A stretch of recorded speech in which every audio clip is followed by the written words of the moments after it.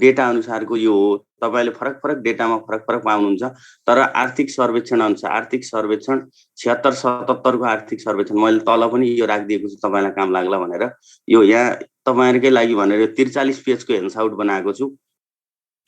यो हेन्डआउटलाई राम्रोसँग तपाईले पढिदिनु होला, किनभने यो हेन्डआउट एकदम तपाईलाई फलदायी हुनेछ भन्ने अपेक्षा गरेको छु। आर्थिक विकृतिका क्षेत्रहरू भनेर मैले राखेको छु। यो तपाईलाई विषय प्रवेशको लागि यस्तो यस्तो हुन्छ है भन्ने कुराहरू मैले गरेको। रमेश बोगटीले चाहिँ ह्यान्ड रेज गर्नुभएको छ, उहाँलाई एक्सेस दिनु होला। यो नेपालको विकासका पूर्वाधारहरू भन्ने कुरा छैन हाम्रो। हजुर मेरोमा स्क्रिन देखिएको छैन। स्क्रिन शेयर भएको छ? स्क्रिन शेयर भएको छैन र? हैन, स्क्रिन शेयर त भइरहेछ। हजुरले एकपल्ट रिजोइन गर्नुस् न। ए हस्। अरु नेपालका विकासका पूर्वाधारहरू भन्ने छ। यहाँबाट हामीले चाहिँ पढ्ने टपिक्सहरू यो हो। यहाँ हेर्नु आज एकदम धेरै लामो टपिक छ, तपाईलाई इम्पोर्टेन्ट पनि छ यो, र धेरै अघि अरु विषयवस्तु भनेको थोरै पढेर धेरै नम्बर आउने थियो भने यो धेरै पढेर थोरै रहन्छ यो, र धेरै कुराहरू सक्नुपर्ने छ। यसलाई चाहिँ हामी सरसर्ती यो पढ्नु भनेर जान्छु। तपाईलाई मेटेरियल त मैले यहाँ सबै कुराहरू उपलब्ध चाहिने जति सबै उपलब्ध गराएको छु। यो आर्थिक विकासका पक्षहरूमा त तपाईले यो ह्यान्डआउट पढेपछि जति पनि पुग्छ, तपाईलाई चाहिने कुराहरू मैले सबै राखिदिएको छु। तर यसलाई चाहिँ सिलेक्ट गरेर पढ्नु होला। मैले इम्पोर्टेन्ट कुरालाई बढी इम्पोर्टेन्ट दिएको हुन्छु, कम कुरालाई हेर्नु मात्रै भनेको हुन्छु। यहाँ त्यसरी नै गएको हुन्छु। यसलाई एकदम ध्यान दिएर सुन्नु होला। र यो ह्यान्डआउट म भोलि तपाईलाई यो अहिले वर्ड फाइलमा छ, भोलि पीडीएफ बनाएर म पठाइहाल्छु, भोलि नै पठाइदिइहाल्छु। यसलाई चाहिँ ख्याल गर्नु होला। यो आज हामीले कृषि, उद्योग, व्यापार, पर्यटन, यातायात, सञ्चार, शिक्षा, स्वास्थ्य र विद्युत भनेको यो विकासका पूर्वाधारहरूमा यति कुराहरू हामीले हेर्छौँ आज। र राष्ट्रिय गौरवको आयोजना पनि यसैमा छ, त्यो कुराहरू हेरिन्छ। र कृषिमा म प्रवेश गरिहालेँ। 1 नम्बरमा कृषि छ हेर्नु है। कृषिमा नेपालका प्रमुख खाद्यान्न बालीहरू भनेको तपाईले एक्जाममा के सोध्छ भने पहिलो खाद्यान्न बाली, दोस्रो खाद्यान्न बाली, तेस्रो खाद्यान्न बाली क्रम मिलाएर सोध्न सक्छ। नभए तपाईले के सोध्छ भने नेपालको प्रमुख कृषि बाली, तेस्रो कृषि बाली कुन हो भनेर सोध्न सक्छ। यो क्रम तपाईले जान्न पर्ने हुन्छ। 1 नम्बरमा धान, 2 नम्बरमा मकै, 3 नम्बरमा गहुँ, 4 नम्बरमा कोदो, 5 नम्बर जौ, 6 नम्बरमा फापर। यसरी तपाईले के हुन्छ भन्दा यो सिरियल्ली जान्नु, तपाईले एक्जाममा सोध्न सक्छ। पहिलो खाद्यान्न बाली भनेको नेपालको धान हो, दोस्रो मकै हो, तेस्रो गहुँ हो, चौथो कोदो हो, पाँचौं जौ हो, छैटौं फापर हो। यसरी पढ्नु होला यो। र कृषिमा आबद्ध जनसङ्ख्या भनेको श्रमशक्ति सर्वेक्षण 2018 अनुसार 60.4% पपुलेसन भनेको कृषि पेसामा आबद्ध छ। तपाईले बुकहरुमा पढ्नु भयो होला। यो भनेको करिब 74% पपुलेसन भनेको कृषि पेसामा आबद्ध छ भनेर पढ्नुभयो। त्यो भनेको के हो त भन्दाखेरि छैटौं कृषि गणनाले त्यस्तो भने हो। छैटौं कृषि गणनाले के भनेको त भन्दाखेरि तपाईले छुट्टा छुट्टै यो डेटा के हुन्छ भन्दाखेरि यो सूचकहरु नै दिएर सोधेको हुन्छ। छैटौं कृषि गणनाले के भन्छ? 73.9% पपुलेसन कृषि पेसामा आबद्ध छ भन्छ। र प्रत्यक्ष तथा अप्रत्यक्ष रूपमा संलग्न कृषि पेसामा आबद्ध जनसङ्ख्या भनेको 83% पपुलेसन छ भनेर भनेको छ। यो भनेको छैटौं कृषि गणनाले। र यसमा त्यो मध्येमा पनि 11% भनेको चाहिँ के छ त भन्दाखेरि यो इन्डाइरेक्ट रूपमा त्यहाँ संलग्न भएको पपुलेसन भनेर जनाएको छ। त्यो अहिले कृषि गणनामा तल आउँछ। अरु तपाईले के हुन्छ त भन्दाखेरि अहिले श्रमशक्ति सर्वेक्षण 2018 ले के भनेको भने कृषि पेसामा आबद्ध जनसङ्ख्या भनेको 60.4% पपुलेसन यति छ भनेर भन्छ। र एकदम इम्पोर्टेन्ट क्वेशन हो यो। जीडीपी मा कृषि क्षेत्रको योगदान भनेको 25.8%। यो आर्थिक सर्वेक्षणबाट ल्याएको डाटा हो। यो आर्थिक सर्वेक्षण 76-77 अहिले छ। यो तपाईले कतिपय कुराहरू तपाईलाई कन्फ्युज लाग्छ भने यो अर्थ मन्त्रालयको वेबसाइटमा आर्थिक सर्वेक्षण 2076-77 भनेर हाल्नुभयो भने त्यहाँ आउँछ। यो 1 वर्ष अगाडिको हुन्छ आर्थिक सर्वेक्षण भनेको। बजेट भनेको यो 78-79 को हुन्छ। 77-78 को भनेको आर्थिक सर्वेक्षण हुन्छ। यो भनेको आर्थिक सर्वेक्षण अनुसार जीडीपी मा योगदान 100 रुपैयाँ भयो भने जीडीपी भनेको कस्तो त भन्दाखेरि यो कुल ग्रास्त उत्पादनमा चाहिँ 100 रुपैयाँको आम्दानी भयो भने 25 रुपैयाँ भनेको एग्रिकल्चरबाट सपोर्ट हुन्छ भन्न खोजे है। अब कृषि बीमा भनेको छ यो विक्रमसम्म 2069 सालदेखि कार्यान्वयन भएको आर्थिक वर्ष 70-71 देखि बाली तथा पशुपक्षी बीमा समावेश गरेको तपाईलाई क्वेशन सुन्न सक्छ। कृषि बीमा कहिलेबाट सुरु भयो नेपालमा भन्दा 2069 सालबाट भएको भने आर्थिक वर्ष 70-71 बाट बाली तथा पशु बीमा पनि गर्ने समावेश गरेको। कृषि क्षेत्रका कार्यक्रमहरू भनेको एडिबीले सहयोग गर्छ। विशेष गरेर के हो त भन्दा कृषि क्षेत्रका कार्यक्रममा तपाईँलाई वर्ल्ड ब्याङ्कले सहयोग गर्छ कि एडिबीले सहयोग गर्छ कि युएनडिपीले सहयोग गर्छ कि भनेर सोध्न सक्छ। एडिबीको आयोजनामा यो भनेको एसियाली डेभलपमेन्ट ब्याङ्क हो, यो एडिबी भनेको, सोध्न सक्छ यो कुराहरू। हजुर भन्नु त। यो आर्थिक सर्वेक्षण चाहिँ कहिले कहिले पब्लिस हुन्छ? आर्थिक सर्वेक्षण भनेको असार मसान्त प्रत्येक वर्ष आर्थिक सर्वेक्षण नयाँ आएको हुन्छ। अहिले यो भनेको तपाईँको असारसम्मको डेटा हो। यो असारसम्मलाई तपाईँले यही पढ्दा हुन्छ। असार पछि चाहिँ अर्को चेन्ज हुन्छ। तपाईँले इक्जाम दिने बेलासम्मको लागि त आर्थिक सर्वेक्षण यही नै हुन्छ है। बरु तपाईँ आएको भनेको 77-78 को हो? हजुर 77-78 को। अहिले म यहाँ तल देखाउँछु आर्थिक सर्वेक्षण बारेमा, म तलै देखाउँछु। तल डिटेलली मैले राखिदिएको छु। त्यही भएर तपाईँलाई यहाँ हेन्डआउटै अलि राम्रो खालको बनाइदिउँ भनेर रात दिनभरि मैले यो आफै बसेर यसलाई हेन्डआउट राम्रो बनाएको। यसलाई चाहिँ अहिले तल आउँछ आर्थिक सर्वेक्षणको डेटा पनि राखिदिएको छु। हिजो तपाईँले योजनाको सर हेन्डआउटमा पायो भने राम्रो हुन्छ भन्नुभएको थियो, त्यो पनि मैले हेन्डआउटमै राखिदिएको छु। डिटेलली हेन्डआउटमा राखिदिएको छु। यो हेन्डआउटलाई राम्रोसँग पढ्नु होला। यो तपाईँले चाहिँ मेल गरिदिनुहुन्छ होला, त्यहाँ सरले प्रिन्टै गरेर पढ्नु होला, त्यो मोबाइलमा नपढ्नु होला। अनि मेन गरेर तपाईँले हेरियो कुरा हेर्नु, आर्थिक सर्वेक्षण 77-78 हो कि यो आर्थिक सर्वेक्षण 77-78 अनुसार यो राम्रोसँग पढ्नु होला। यसलाई स्क्रिनसट गरेर अहिले राखे पनि हुन्छ। खाद्यान्नमा प्रमुख भनेको धान हो, अनि मकै हो, अनि गहुँ हो, अनि कोदो हो, अनि जौ हो, अनि फापर हो भने नगदे बालीमा इम्पोर्टेन्ट भनेको पहिलो नेपालको सन्दर्भमा उखु हो। औद्योगिक बालीमा पनि उखु हो। दलहनवादी भनेको चाहिँ यो दालको लागि पहिलो इम्पोर्टेन्ट भनेको मुसुरो हो। अनि मसला बालीमा अदुवा हो। तपाईँको यो क्वेसन सोध्न सक्छ, तपाईँ कुन इम्पोर्टेन्ट बाली हो, महत्त्वपूर्ण बाली कुन हो, पहिलो भनेको कुन हो? यो तपाईँले लोकसेवातिर भएको भए यसलाई करम मिलाएर सोध्थ्यो। तर तपाईँलाई के हुन्छ त भन्दाखेरि पहिलो भनेर सोध्न सक्छ अथवा दोस्रो भन्न सक्छ। यो कुराहरू तपाईँले यहाँबाट हेर्नु होला। खाद्यान्नमा सुरुमा धान अनि मकै, त्यस्तै नगदे बालीमा पहिला उखु अनि आलु, औद्योगिक बालीमा उखु र माछा, दलहनमा मुसुरो, भटमास, मास, अडहर, चना, ग्रासपी र हर्स ग्रास भनेर यसरी राखेको छ। मसला बालीमा पहिलो नम्बरमा अदुवा पर्छ, दोस्रो नम्बरमा बेसार पर्छ, तेस्रो नम्बरमा लसुन पर्छ। यो कुरालाई हेर्नु होला है, एकदम इम्पोर्टेन्ट छ यो चार्टहरू। मैले यहाँ यसरी आर्थिक सर्वेक्षणको मा राखेको कुरा राखेको। तपाईँले कुनै बुकहरूमा भएको कुरालाई त्यहाँ या इम्पोर्टेन्ट नमान्नु होला। बुकहरूमा पोहोरको आर्थिक सर्वेक्षणको पनि हुनसक्छ। धेरै जसो बुकहरूले चाहिँ के हुन्छ त भन्दाखेरि बजारमा भएका बुकहरूले त्यो आर्थिक सर्वेक्षण 76-77 कै आर्थिक सर्वेक्षणलाई आधारमा राखेर त्यो पछि चाहिँ त्यसलाई परिमार्जन नगरेको पनि पाइन्छ। त्यो भएर चाहिँ ख्याल गर्नु होला। अझ मैले यसरी पनि राखिदिएको छु आर्थिक सर्वेक्षणको। हेर्नु त, प्रदेशको आधारमा सबैभन्दा बढी धान फल्ने कहाँ, कम फल्ने कहाँ, मकै कहाँ फल्छ, यो भनेको मैले यसरी राखिदिएको छु। यो भनेको बढी फल्ने भनेको मधेसमा, धान भनेको 2 नम्बर प्रदेशमा सबैभन्दा बढी फल्छ, मकै भनेको प्रदेश नम्बर 1 मा सबैभन्दा धेरै फल्छ, गहुँ भनेको मधेसमा, यो मधेसमै फल्छ, कोदो भनेको गण्डकी प्रदेशमा, यो जौ भनेको कर्णाली प्रदेशमा, फापर भनेको 1 नम्बर प्रदेशमा। यसरी बढी फल्ने यो अगाडिको खाद्यान्न बाली धान, मकै, गहुँ, कोदो, जौ, फापर भनेको खाद्यान्न बाली हो। धान सबैभन्दा बढी कुन प्रदेशमा फल्छ, मकै कुन प्रदेशमा, यो एकदम इम्पोर्टेन्ट छ तपाईँको लागि, सोध्न सक्छ है। यो यसलाई चाहिँ हाइलाइट गर्नु होला। यो अगाडिको चाहिँ कुन प्रदेशमा फल्छ र प्रदेश वाइज पनि मैले राखिदिएको छु। यो कुरा हेर्नु। र एग्रिकल्चरमा छुटाउनै नहुने टपिक्स भनेको के हो त भन्दा प्रधानमन्त्री कृषि आधुनिकीकरण परियोजना 73 देखि 82 सम्म छ। तपाईँलाई त इक्जाममा के सोध्छ जस्तो लाग्छ भने मलाई यो ठ्याक्कै शिक्षक सेवामा यो कसरी र यो एनटिसीमा चाहिँ कसरी सोध्न सक्छ भने अहिले नयाँ कोर्स भएको हुनाले, सुरुमा भएको हुनाले यो कृषि प्रधानमन्त्री कृषि आधुनिकीकरण परियोजना कहिलेदेखि कहिलेसम्म लागू भएको छ भनेर सुरुमै सोधिदिन सक्छ। त्यो भएर मैले यसरी हाइलाइट गरेर यहाँ अगाडि नै राखिदिएको छु। हेर्नु त, 73 देखि आर्थिक वर्ष 2073 देखि 82 सम्म यो प्रधानमन्त्री कृषि कार्यक्रम परियोजना नेपालमा लागू भएको छ। र आर्थिक वर्ष 73-74 देखि 10 वर्षका लागि नेपालमा 77 जिल्लामा परियोजना सुरु भएको छ। कहिलेबाट सुरु भएको भनेर सोध्न सक्छ। यो 73-74 आर्थिक वर्ष 73-74 वर्षी 10 वर्षका लागि 77 जिल्लामा लागू भएको छ। आर्थिक वर्ष 77-78 देखि पकेट विकास कार्यक्रम स्थानीय तहमा भनेको पकेट विकास कार्यक्रम र ब्लक विकास कार्यक्रम प्रदेश सरकार अन्तर्गत रहने। यो भनेको पकेट विकास कार्यक्रम, यसका 4वटा छन् के क्षेत्रहरू। यो पकेट भनेको स्थानीय तहले हेर्छ भने यो प्रदेश सरकारले भनेको चाहिँ के हो त, ब्लक भनेको प्रदेश सरकारले हेर्ने भनेर भनेको छ। यो कुन सरकारले के हेर्छ भन्ने कुरालाई पनि अहिले 77-78 बाट आएको हुनाले यो समसामयिकबाट पनि क्वेसन सोध्न सक्छ। त्यही भएर यसलाई मैले यहाँ राखिदिएको। ठ्याक्कै तपाईँले इक्जाम ओरिएन्टेड मात्रै यो ह्यान्डआउट भनेको तपाईँलाई बढी कुरा छँदै छैन, त्यो बुक जस्तो छैन। यहाँ ठ्याक्कै इक्जाममा तपाईँलाई कस्तो क्वेसन आउँछ त्यसरी नै मैले ट्याक ट्याक ट्याक मात्रै राखिदिएको छु। यसलाई राम्रोसँग हेर्नु होला। र यो प्रधानमन्त्री कृषि कार्यक्रमको 4वटा क्षेत्र हुन्छन्। कतिवटा क्षेत्र हुन्छन् भनेर सोध्न सक्ला। एउटा पकेट, एउटा ब्लक, एउटा जोन, एउटा सुपर जोन।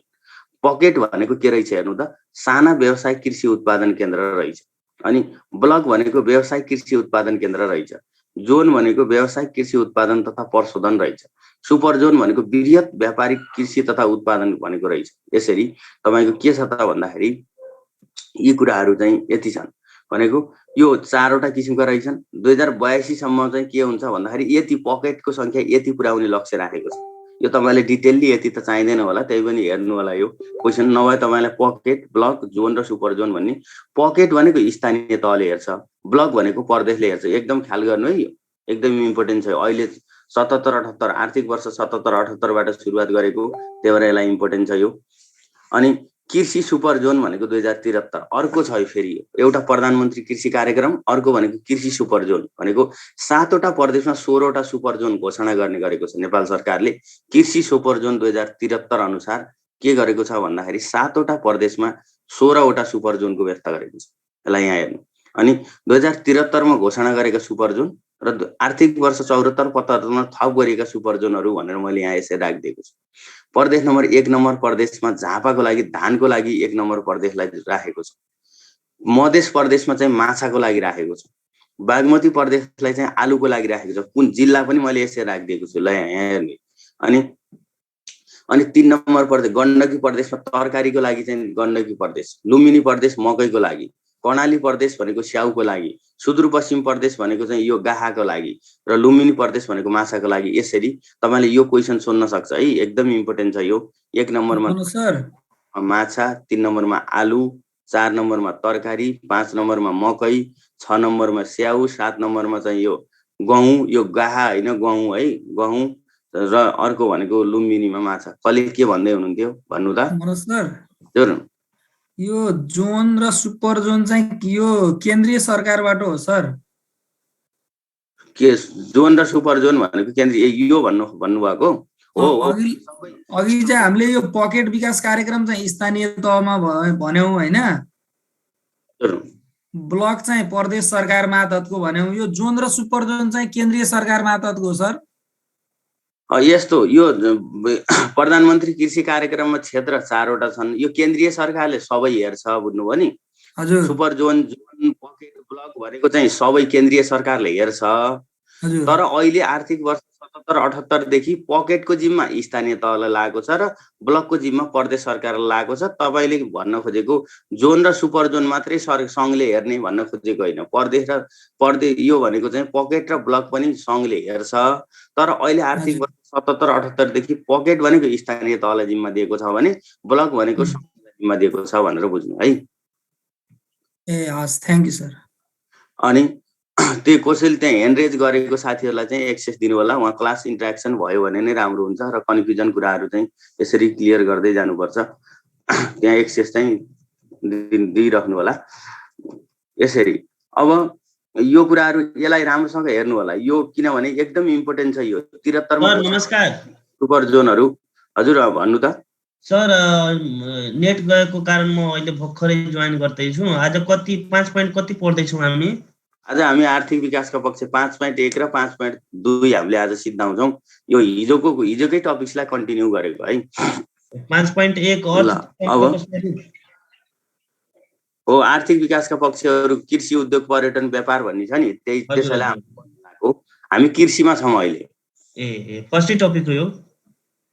फर्स्टै टपिक छ, हामी सुरुबाटै गरेको। अब हेरिहाल्नु चाहिँ। अब यो भनेको यो ख्याल गर्नु। 1 नम्बर प्रदेशमा धान, 2 नम्बरमा माछा। यो जोड मिलाउन सोध्न सक्छ, नभए कुन प्रदेशमा के को व्याख्या गरेको छ। एकदम इम्पोर्टेन्ट छ है, मैले हाइलाइट गरेको छु। यसलाई ख्याल गर्नु यसलाई। अनि अब अर्को कुरा भनेको के छ भने सबभन्दा कृषिमा इम्पोर्टेन्ट भनेको हालसम्म राष्ट्रपति सर्वोत्कृष्ट कृषि पुरस्कार पाएका छन्। यो अहिलेसम्म यतिवटा 4वटा कृषि पुरस्कार छ, एकदम इम्पोर्टेन्ट छ यो पनि। जस्तै 2072 सालमा कालु हमालले, कैलालीको कालु हमालले केरा खेतीको लागि चाहिँ के गर्यो, राष्ट्रपति कृषि पुरस्कार पायो, सर्वोत्कृष्ट कृषि पुरस्कार है 72 सालमा। अनि 73 सालमा इमान बहादुर गुरुङले चाहिँ कास्कीको भैँसी पालक कास्कीले चाहिँ इमान सिंह गुरुङले पायो।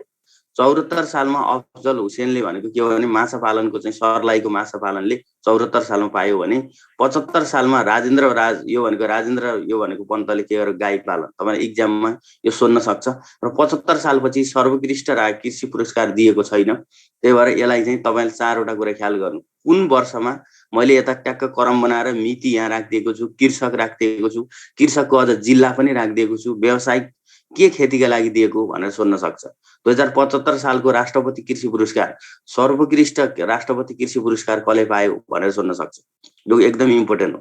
राष्ट्रपति कृषि पुरस्कार पनि पाएको छ, त्यो डिटेलली त्यति धेरै मान्छेहरू छन् त्यसमा नजाला। तैपनि सर्वोत्कृष्ट कृषि पुरस्कार भनेको तपाईलाई सोध्न सक्छ। यी 4 वर्षका यिनीहरूलाई राम्रोसँग हेरिदिनु होला है, यो कुरा ख्याल गर्नु। टेबलमा भएका कुराहरू एकदमै इम्पोर्टेन्ट हुन्छन्, राम्रोसँग ख्याल गर्नु। अनि यो विक्रम सम्वत यो 2007 सालमा खाद्य तथा कृषि मन्त्रालयको स्थापना भयो। पर्सि कृषि मन्त्री भनेको चाहिँ पहिलो कृषि मन्त्री भनेको भरतमणि शर्मा मैले यहाँ राखिदिएको छु। भारतको कृषि भनेको चाहिँ यो छ नि, अघि भारतको खाद्य भनेर मैले तपाईलाई चाहिँ त्यो नेपालको इतिहास पढाउने बेलामा बिपीको गृहमा बरचुप लागेर बस्नाले भारतको खाद्य र गण यो उसको यातायात भद्र यातायातले अछुत बनायो भन्ने फर्मुलामाटै त्यसमा नि आउँछ। नभए यो भनेको चाहिँ कृषि मन्त्री भनेको के हो त भरतमणि, यसलाई चाहिँ ख्याल गर्नु। 2016 सालमा बिर्तालाई चाहिँ के गर्यो, रहिकरमा परिणत गरियो भने 18 सालमा किपटलाई रहिकरमा परिणत गरेको इम्पोर्टेन्ट छ। यो किपटलाई रहिकरमा कहिले परिणत गरियो, बिर्तालाई रहिकरमा कहिले परिणत गरियो इम्पोर्टेन्ट छ।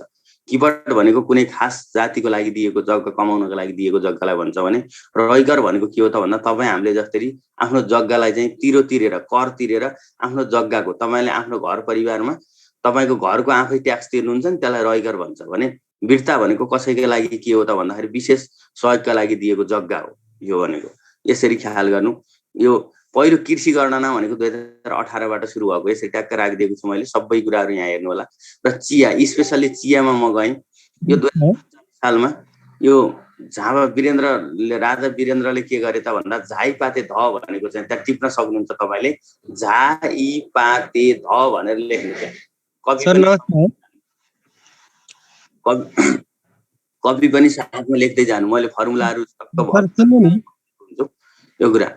अनि यो भनेको के छ भन्दाखेरि कसले के भन्दै हुनुहुन्थ्यो त्यहाँ भन्नु त के थियो? जस्तो हजुरले अगाडि भन्नुभयो नि सर, प्रदेश नम्बर 1 चाहिँ धानका लागि भन्नुभयो, अलिक अगाडि फेरि प्रदेश नम्बर 2 का लागि पनि धान भन्नुभयो, अनि अलिक कन्फ्युज भएर नि सर। प्रदेश नम्बर 2 को लागि धान भने छैन मैले, हेर्नु त। सुरुमा चाहिँ त्यही भन्नुभएको थियो। यहाँ हेर्नु त, प्रदेश नम्बर 1 मा चाहिँ धान, 2 मा चाहिँ माछा भनेको छु मैले। यहाँ हेर्नुहोस्, आर्थिक सर्वेक्षण अनुसार चाहिँ सर। हजुर, आर्थिक सर्वेक्षण अनुसार चाहिँ धान 1 मा हो कि 2 मा हो? त्यो आर्थिक सर्वेक्षण अनुसार त त्यो त छुट्टै हो। त्यो भनेको खाद्यान्न बाली भनेको के हो त भन्दाखेरि त्यो क्रम हो। पहिला धान हो, दोस्रो मकै गहुँ हो, तेस्रो मकै हो, जौँ फापर, त्यो भनेको खाद्यान्न बालीको क्रम हो। यो भनेको कृषि सुपर जोन 2073 अनुसार 1 नम्बर प्रदेशका लागि धान छनौट गरेको, 2 नम्बर प्रदेशको लागि माछा छनौट गरेको, 3 नम्बर प्रदेशको लागि आलु छनौट गरेको, 4 नम्बर प्रदेशको लागि तरकारी छनौट गरेको, 5 नम्बर प्रदेशको लागि मकै छनौट गरेको, 6 नम्बरको लागि स्याउ छनौट गरेको, 7 नम्बरको लागि गहुँ छनौट गरेको, गाहा होइन गहुँ छनौट गरेको, र लुम्बिनी प्रदेशको लागि चाहिँ माछा छनौट गरेको। यसरी तपाईँले के हो त भन्दाखेरि यो भनेको कृषि सुपर जोन छुट्टै हो कि यो भनेको 73 सालमा चाहिँ गठन भएको। 7 वटा प्रदेशमा 16 वटा सुपर जोन घोषणा गरेको छ है। तपाईँले भनेको के हो त भन्दाखेरि यो माथि तपाईँले भनेको कुरा यो हो। जस्तै यो भनेको यो खाद्य बाली भनेको चाहिँ के हो त भन्दा यहाँ यो भनेको प्रदेशको आधारमा चाहिँ भनेको धान सबैभन्दा बढी फल्ने भनेको 2 नम्बर प्रदेशमा, बुझ्नुभयो? मकै नम्बर पाइन्छ र नि सर, त्यही कन्फ्युज भइरा। बुझ्नुभयो नि, अहिले क्लियर बुझ्नुभयो? हजुर, हस् सर, हस्। त्यो गर्नु, सबैभन्दा बढी धान भनेको 2 नम्बर प्रदेशमा फल्छ भनेको, तर कृषि सुपर जोन भनेको फरक कुरा हो है। ल, यो कुरा ख्याल गर्नु। चिया भनेको छ यहाँ हेर्नु त। 2039 सालमा राजा वीरेन्द्रले झाइपाते ध, झा भनेको चाहिँ झापा, ई भनेको इलाम, पा भनेको पाथर, ते भनेको तेह्रथुम, ध भनेको धनकुटा, अगाडिको शब्द झाइपाते धलाई चिया क्षेत्र घोषणा गरेका छन्। विश्वको पहिलो नगदे बाली पनि चिया हो। यसरी मैले यहाँ तपाईँलाई चिया सम्बन्धी राखिदिएको छु। चिया उत्पादन गर्ने प्रमुख देशहरू पहिलो नम्बर भारत, दोस्रो नम्बर श्रीलङ्का, केन्या, इन्डोनेसिया र चीन भनेको छ। नेपालमा 140वटा चिया बगान छन् भने 40वटा चिया प्रशोधन केन्द्र छन्। उत्पादित चियाले 45% माग पुरा गरेको छ भने चिया बगान बढी भएको जिल्ला इलाम। यसरी ख्याल गर्नु। बढी चिया उत्पादन गर्ने भनेको झापा। फेरि चिया बगान बढी भएको जिल्ला भनौँ भने इलाम लेख्नु, यहाँ सङ्ख्या पनि लेखिदिएको छु मैले। तर चिया बढी उत्पादन गर्ने जिल्ला भनौँ भने झापा। ख्याल गर्नु। नेपालमा प्रति हेक्टर 100 केजी उत्पादन हुन्छ चिया। प्रति हेक्टरमा यो भनेको 1 हेक्टरमा चाहिँ 100 केजी चिया उत्पादन हुन्छ। विक्रमसम्म 2054 साल वैशाख 15 देखि चिया दिवस मनाउन सुरु गरेको। यसलाई ख्याल गर्नु। यो भनेको वैशाख 15 मा, चिया दिवस भनेको वैशाख 15 मा मनाइन्छ भने अन्तर्राष्ट्रिय चिया दिवस भनेको मे 31 मा पर्छ। यसलाई चाहिँ ख्याल गर्नु होला। अन्तर्राष्ट्रिय चिया दिवस भनेको मे 31 मा पर्छ। यो कुरा चिया सम्बन्धी कुराहरू यहाँ भयो। मैले कफी सम्बन्धी कुराहरू पनि यहाँ राखिदिएको छु। विक्रमसम्म 2011 सालमा गुल्मीबाट कफी खेतीको सुरुवात भएको। विश्वमा कफी उत्पादन गर्ने देश भनेको इन्डोनेसिया। हेर्नु है, पहिलो कफी उत्पादन गर्ने पहिलो देश इन्डोनेसिया। विश्वमा सबैभन्दा बढी कफी उत्पादन गर्ने ब्राजिल र बढी कफी फल्ने जिल्ला भनेको काभ्रेपलाञ्चोक। तपाईँले ख्याल गर्नु। कफी खेतीको सुरुवात भनेको गुल्मीको आप्सौरबाट भएको 2011 सालमा। तर कफी बढी फल्ने जिल्ला कुन हो भन्यो भने काभ्रेपलाञ्चोक। ख्याल गर्नु है यो कुरा। यस्ता एकदम यो एन्सरलाई राम्रोसँग लाइन टु लाइन पढ्नु होला। यसबाट तपाईँलाई 2वटा क्वेसन आउँछ र धेरै विषयवस्तु पनि छ। ख्याल गर्नु। अब अर्को कृषिमा 6औं कृषि गणना 2068 मा गएँ म। वर्ष यो कृषि गणना अनुसार यहाँ खेल्नु है। कृषि गणना अनुसार मैले के भने भन्दाखेरि यी मुख्य भनेको चाहिँ कृषि पेसामा संलग्न। अहिले मैले के भने श्रम शक्ति ऐन 2018 अनुसार कृषि पेसामा आबद्ध हुने जनसङ्ख्या कति भने मैले 60.4% भने। फेरि अहिले मैले के भन्छु, कृषि पेसामा संलग्न हुने संख्या भनेको 73.9% भन्छु। किन भन्दाखेरि सर कुन पढ्ने होला भन्दाखेरि तपाईँले छुट्टा छुट्टै स्रोत अनुसार छुट्टा छुट्टै डेटा याद गर्नुपर्ने हुन्छ। किनभने तपाईँलाई इक्जाममा 6औं कृषि गणना अनुसार भनौँ भने 73.9%, अघि श्रमशक्ति ऐन 2018 अनुसार श्रमशक्ति सर्वेक्षण 2018 अनुसार भन्नु 60.4%। यसरी अनि यो कुरालाई ख्याल गर्नु। यो भनेको उब्जाउ बढी हुने भनेको मोझास शिशु भनेको अगाडिको शब्द है। मोझास शिशु भनेको उब्जाउ बढी भएका जिल्ला भनेको मोझास शिशु। अनि कम उब्जाउ हुने भनेको ममुडो रहौं। ममुडो रहौं भनेको कम उब्जाउ हुने जिल्ला। उब्जाउ बढी हुने जिल्ला भनेको मोझास शिशु। अगाडिको शब्द मैले केही भने हैन, बढी बाहिरबाट कुरा केही ल्याएको हैन। यो भनेको उब्जाउ बढी हुने, यहाँ ख्याल गर्नु है, एकदम ख्याल गर्नु। खाद्यान्न बढी हुने भन्यो भने मोरङ, उब्जाउ कम हुने भन्यो भने मनाङ। तर मलाई ध्यान दिनु, सबैभन्दा बढी धान फल्ने जिल्ला भन्यो भने झापा, सबैभन्दा कम धान फल्ने जिल्ला भन्यो भने मुस्ताङ। ख्याल गर्नु। अगाडिका दुईटा मोरङ र मनाङ भनेको खाद्यान्न उत्पादन बढी हुने मोरङमा, उब्जाउ कम हुने भनेको चाहिँ यो मनाङमा। तर धान पर्टिकुलरली धान मात्रै सोध्यो भने सबैभन्दा बढी धान फल्ने जिल्ला भनेको झापा, सबैभन्दा कम धान फल्ने भनेको मुस्ताङ। एकदम इम्पोर्टेन्ट छ यी 5वटा जिल्ला ख्याल गर्नु। यो भनेको है यो गरिसकेपछि कृषि अब पेसामा संलग्न जनसङ्ख्या 83% कि 73 हो? 73 है। यहाँ बुकमा 83 छ त सर। प्रत्यक्ष तथा अप्रत्यक्ष रूपमा संलग्न हुने पपुलेसन भनेको 83 हो। त्यसलाई चाहिँ आर्थिक सर्वेक्षण यो अनुसार तपाईँको के छ भन्दाखेरि 6औं कृषि गणनाले 73.9% भन्छ। अनि श्रमशक्ति सर्वेक्षणले चाहिँ 60.4% भन्छ। जस्तै त्यो 83% भनेको कस्तो भने तपाईँ अहिले तपाईँको पेसा भनेको के हो त भन्दा टिचिङ पेसा होला, अथवा तपाईँले कुनै कतै ठाउँमा जब गर्नु होला, अथवा तपाईँ स्टुडेन्ट होला। केही विषय परिस्थिति अनुसार तपाईँ घर गएर काम गर्नुभयो भने डाइरेक्ट इन्डाइरेक्ट रूपमा तपाईँ पनि एग्रिकल्चरमा के हुन्छ, इन्भल्भ हुनुहुन्छ भने त्यो प्रत्यक्ष तथा अप्रत्यक्ष रूपमा संलग्न पपुलेसनलाई पनि जोडेर 83% भनेको हो। तर एकुरेट भनेको के हो त भन्दा 73.9% हो। त्यसरी बुझ्नु होला है।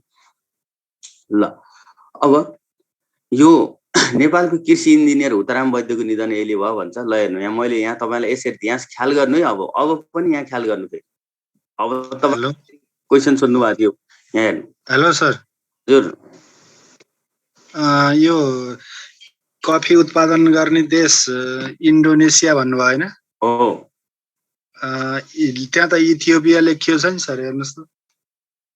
कहाँ इथियोपिया लेखिएको छ, त्यो कुन पढ्ने हामीले? कफी उत्पादन गर्ने देश, बढी कफी उत्पादन गर्ने देश। यो यहाँ भनेको हजुर, इन्डोनेसिया भन्नुभयो, इथियोपिया लेखिएको छ र।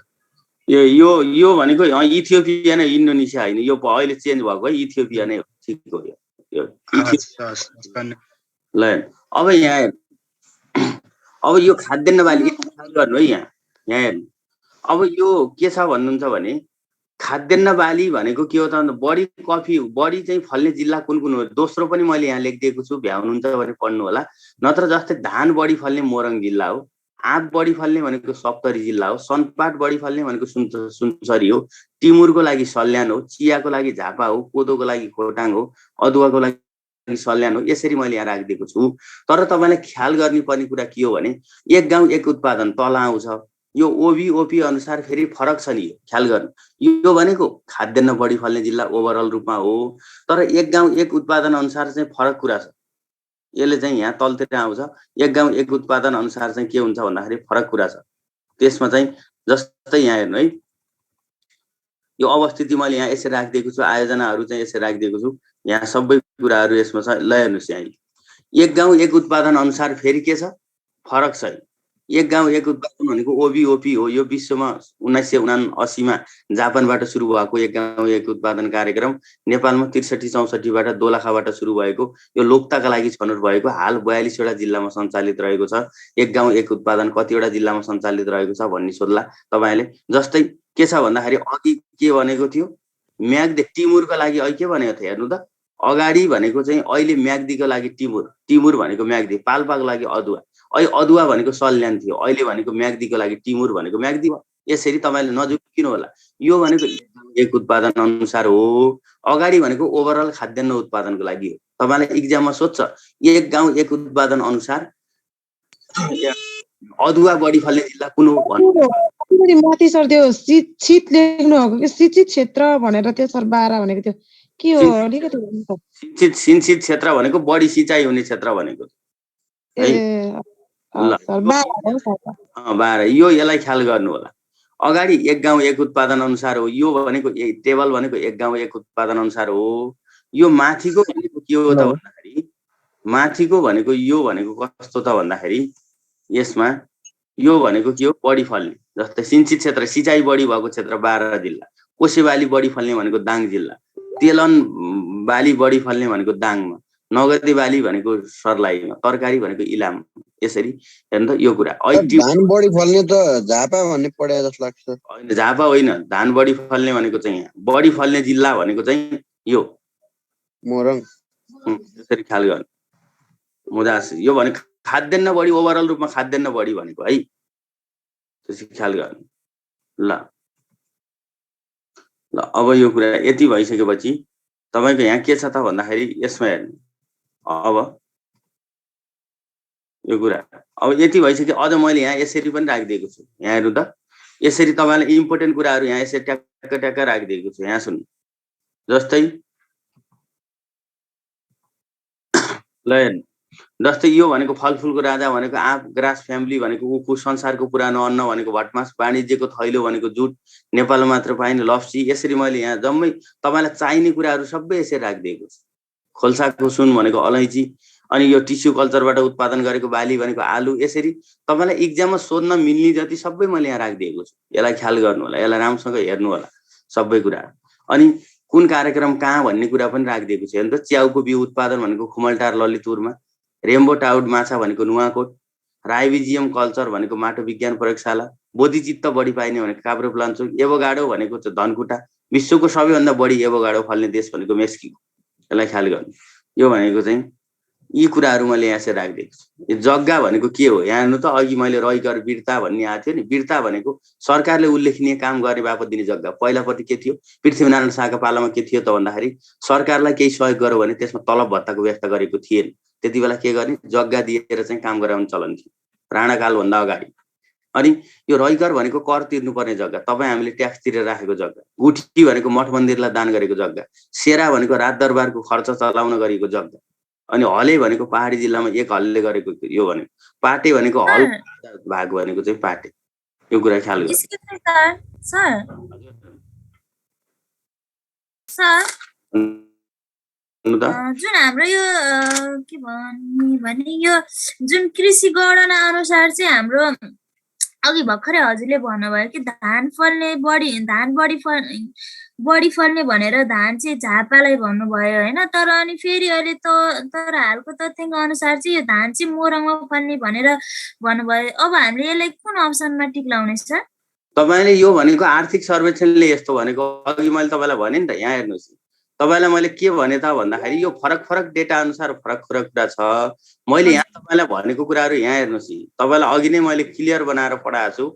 तपाईँले के कुरा बुझ्नु भन्नुहुन्छ भने कहाँ गयो, यहाँ आर्थिक सर्वेक्षण अनुसार यहाँ हेर्नु नि एकछिन,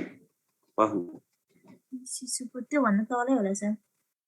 कहाँ छ यहाँ आर्थिक सर्वेक्षण भनेको, यो छैन ल, यहाँ हेर्नुहोस्, यहाँ हेरियो हजुर सर। खाद्यान्न बाली ओभरअल रूपमा फलेको भनेको चाहिँ मोरङ हो है, खाद्यान्न बालीमै ओभरअल रूपमा राखेको यो धानलाई है। तर तपाईँहरू के नझुक्किनु भन्दाखेरि यहाँ मैले अघि नै तपाईँलाई भनेको थिएँ, उब्जाउ बढी भएको उब्जाउमा पनि धान ओभरअल रूपमा चाहिँ सबै कुरालाई धानमा लिइन्छ भने त्यति बेला मोरङमा बढी फल्छ भनेको। जस्तै खेतीयोग्य बढी सबैभन्दा बढी खेती हुने भन्यो भने चाहिँ तपाईँले मोरङ हान्नु होला, कम उब्जाउ हुने भनेको चाहिँ मनाङ हान्नु होला। तर पर्टिकुलरली धानलाई मात्रै भन्यो भने तपाईँले झापा हान्नु होला, र धान कम फल्ने भन्यो भने मुस्ताङ हाल्नु होला। तपाईँलाई अरू केही पनि छैन। त्यहाँ अझै पनि कन्फ्युज हुनुहुन्छ भने लेखेर राख्नु होला। खाद्यान्न बाली सबैभन्दा बढी उत्पादन हुने जिल्ला कुन हो भन्यो भने मोरङ हाल्ने, खाद्यान्न बाली सबैभन्दा कम उत्पादन हुने जिल्ला कुन हो भन्यो भने मनाङ हाल्ने, धान बढी फल्ने जिल्ला कुन हो भन्यो भने झापा हान्ने, धान कम फल्ने जिल्ला कुन हो भन्यो भने मुस्ताङ हान्ने। यहाँ बाहेक अरू तपाईँले पढ्दै नपढ्ने। Okay sir, thank you. यसरी चाहिँ क्लियर भएर जानु, कन्फ्युज लागेको कुराहरू सोधिहाल्नु है। ल अब यो भयो। ल यसरी यहाँ हेर्नु, यसमा शून्यमा आधारित प्राकृतिक खेती कार्यक्रम झापा भन्नुभयो नि सर, यो शून्यमा आधारित भनेको चाहिँ के होला सर? यो शून्यमा आधारित खेतीपाती भनेको के हो भने अन्य जिल्ला अन्य खाद्यान्न बालीबाट चाहिँ कुनै पनि हस्तक्षेप नगरिएको, र यो भनेको चाहिँ व्यापार ट्रेडको लागि चाहिँ यो पठाउनका लागि आन्तरिक र अन्तर्देशीय व्यापारमा पठाउनका लागि चाहिँ कुनै हस्तक्षेप नभएको, कुनै पनि बरु यो डबल ट्याक्स एभोइड एग्रिमेन्ट भन्छ कि ट्याक्स नलाग्ने भन्न खोजेको। त्यसरी चाहिँ यो शून्यमा आधारित खेती भनेको चाहिँ अन्य क्षेत्रले कुनै पनि प्रभाव नपारेको खेतीपाती भनेको है। त्यो कुरालाई चाहिँ ख्याल गर्नु। ल अब यसलाई चाहिँ तपाईँलाई मैले किन हाइलाइट गरेको छु भने यो ख्याल गर्नु, ओभरअल रूपमा खेतीपाती उत्पादन गर्ने जिल्ला त्यो भनेको तपाईँ नजुकिनु होला। अघि भर्खरै मैले के भने, टिमुरको लागि म्याग्दी भने, सल्यान भने, अहिले टिमुरको लागि म्याग्दी भनिरहेको छु। किन? यो भनेको एक गाउँ एक उत्पादन अनुसार हो। त्यो भनेको ओभरअल रूपमा तपाईँले इक्जाममा कसरी सोध्छ, एक गाउँ एक उत्पादन भनेन भने माथिको हान्नु, एक गाउँ एक उत्पादन भन्यो भने यो हान्नु। यसरी चाहिँ पढ्नु सर्छ है। ल अब म यति भइसकेपछि म उद्योगमा, कृषि हामीले यति पढ्नुभयो भने तपाईँले लगभग कृषि पुग्छ। अब उद्योग, औद्योगिक व्यवसाय ज्ञान 2076 अहिले जारी भएको छ। यहाँ हेर्नु, नेपालमा औद्योगिक व्यवसाय ज्ञान 2076 जारी भएको छ। जिडिपीमा उद्योग क्षेत्रको योगदान भनेको 5.1% छ। यो आर्थिक सर्वेक्षण 77-78 को डेटा हो। तपाईँले बुकहरूमा अरू 5.8 पनि भेटिएको देखिन्छ, त्यो होइन। तपाईँले के कुरा बुझ्नु भने 5.1 भनेको आर्थिक औद्योगिक उत्पादनको योगदान हो। कृषिको भनेको 25.8%। यो भनेको जिडिपीमा उत्पादन। एकछिन है, यो म सक्छु अनि सोध्नु होला, उद्योग सक्छु अनि लास्टमा चाहिँ तपाईँले सोध्नु होला। ल हेर्नु, अनि उद्योग भनेको जिडिपीमा औद्योगिक क्षेत्रको उत्पादन भनेको 5.1%, है कृषिको 25.8%, उद्योगको 5.1% भनेको 100 रुपियाँ चाहिँ लगानी इन्कम हुन्छ भने जिडिपीमा 100 रुपियाँको इन्कम हुन्छ भने 5 रुपियाँ भनेको उद्योगले सहयोग गर्छ, एग्रिकल्चरले 25 रुपियाँ सहयोग गर्छ भन्न खोजेको। अब यो टेबल एकदम इम्पोर्टेन्ट छ। यहाँ हेर्नु, यो टेबललाई तपाईँले राम्रोसँग अध्ययन गर्नु होला। मैले एकै ठाउँमा राखिदिएको छु। हेर्नु, उद्योगको प्रकारहरू हेर्नु, उद्योगको प्रकारहरू भनेको लगानीको आधारमा, हेर्नु लगानीको आधारमा उद्योगको प्रकार के हुन्छ भने ल पसाम ठुला भन्ने फर्मुला छ, त्यहाँ टिप्न सक्नुहुन्छ तपाईँ। ल पसम ठुला भनेर सम्झनु। ल भनेको लघु उद्योग, प भनेको परम्परागत उद्योग, सा भनेको साना उद्योग, म भनेको मझौला उद्योग, ठु भनेको ठुला उद्योग। ल पसम ठुला। हेर्नु, यो औद्योगिक व्यवसाय ज्ञान 2076 अहिले हाम्रो नेपालमा प्रचलित यो भनेको उसमा रहेको छ। कहिलेकाहीँ तपाईँलाई औद्योगिक नीति 2067 अनुसार पनि सोध्न सक्छ। औद्योगिक यो अनुसार तपाईँले पहिलाको यो हो, अहिलेको यो भनेको लघु उद्योग भनेको अहिले कस्तो रहेछ भने हेर्नु त। लघु उद्योग भनेको घर जग्गा बाहेक 20 लाख रुपियाँ, यो कुरा ख्याल गर्नु। घर जग्गा बाहेक 20 लाख रुपियाँ उद्यम सहित बढीमा 9 जना कामदार वार्षिक कारोबार 1 करोड भन्दा कम भएको उद्योगलाई लघु उद्योग भन्दो रहेछ। अब तपाईलाई इक्जाममा लघु उद्योग भनेको कतिदेखि कति आम्दानी भएको, अनि यो परम्परागत उद्योग भनेको कस्तो हो, अनि साना उद्योग भनेको कतिसम्म हो, अनि यो ठुला उद्योग भनेको कतिसम्म हो भन्ने सोध्ला। अरु तपाईलाई केही पनि चाहिएन। यो 15 देखि 50 भन्ने क्लास इन्टरभल जान्नु भयो भने सकियो। 15 देखि 50 भन्ने सम्झनु भयो भने 15 भन्दा तलको साना, 50 भन्दा माथिको भनेको ठुला, 15 देखि 50 भनेको मझौला। पहिला के थियो? 5 देखि 15 थियो, अहिले 15 देखि 50 बनाएको छ। यसलाई ख्याल गर्नु। यो भनेको यो उत्पादनको आधारमा चाहिँ तपाईको के हो त भन्दा लगानीको आधारमा 5 भागमा विभाजन गरेको छ भने उत्पादनको आधारमा चाहिँ तपाईको 9 भागमा विभाजन गरेको थियो। तर एउटालाई चाहिँ निकासीलाई हटाइदिएर यो भनेको अहिले 8 भागमा वर्गीकरण गरेको छ। उत्पादनको हिसाबले उद्योग कतिवटा उद्योग छन्, उद्योगको वर्गीकरण कति भागमा गरेको छ भनौँ भने 8 भागमा। लगानीको आधारमा कति छ भनौँ भने 5 भाग। ल पसाम ठुला भन्ने यो टेबललाई राम्रोसँग पढ्नु होला, तपाईले इक्जाममा सोध्न सक्छ। र अहिलेको आर्थिक सर्वेक्षण अनुसार यहाँ नै 77-78 को आर्थिक सर्वेक्षण अनुसार संख्या पनि मैले लेखिदिएको छु। बढी भनेको बागमती प्रदेशमा छन्, कम भनेको कर्णाली प्रदेशमा उद्योगहरू। साना उद्योग भनेको संख्या यति छ हेर्नु। अहिले नेपालमा साना उद्योगको संख्या 5302 छ। मझौला उद्योगको 18000 छ, यो 1800 यति छ। र ठुला उद्योग भनेको कति छ भने यति छ, 1 10 100 1000, यो भनेको यति छ। यसरी तपाईले के गर्नु भन्दाखेरि यो कुराहरुलाई चाहिँ एकदम ख्याल गर्नु उद्योग। अनि मैले यहाँ लेखिदिएको छु तपाईको हेर्नु, सेवाका आधारमा चाहिँ 8 वटा उद्योग।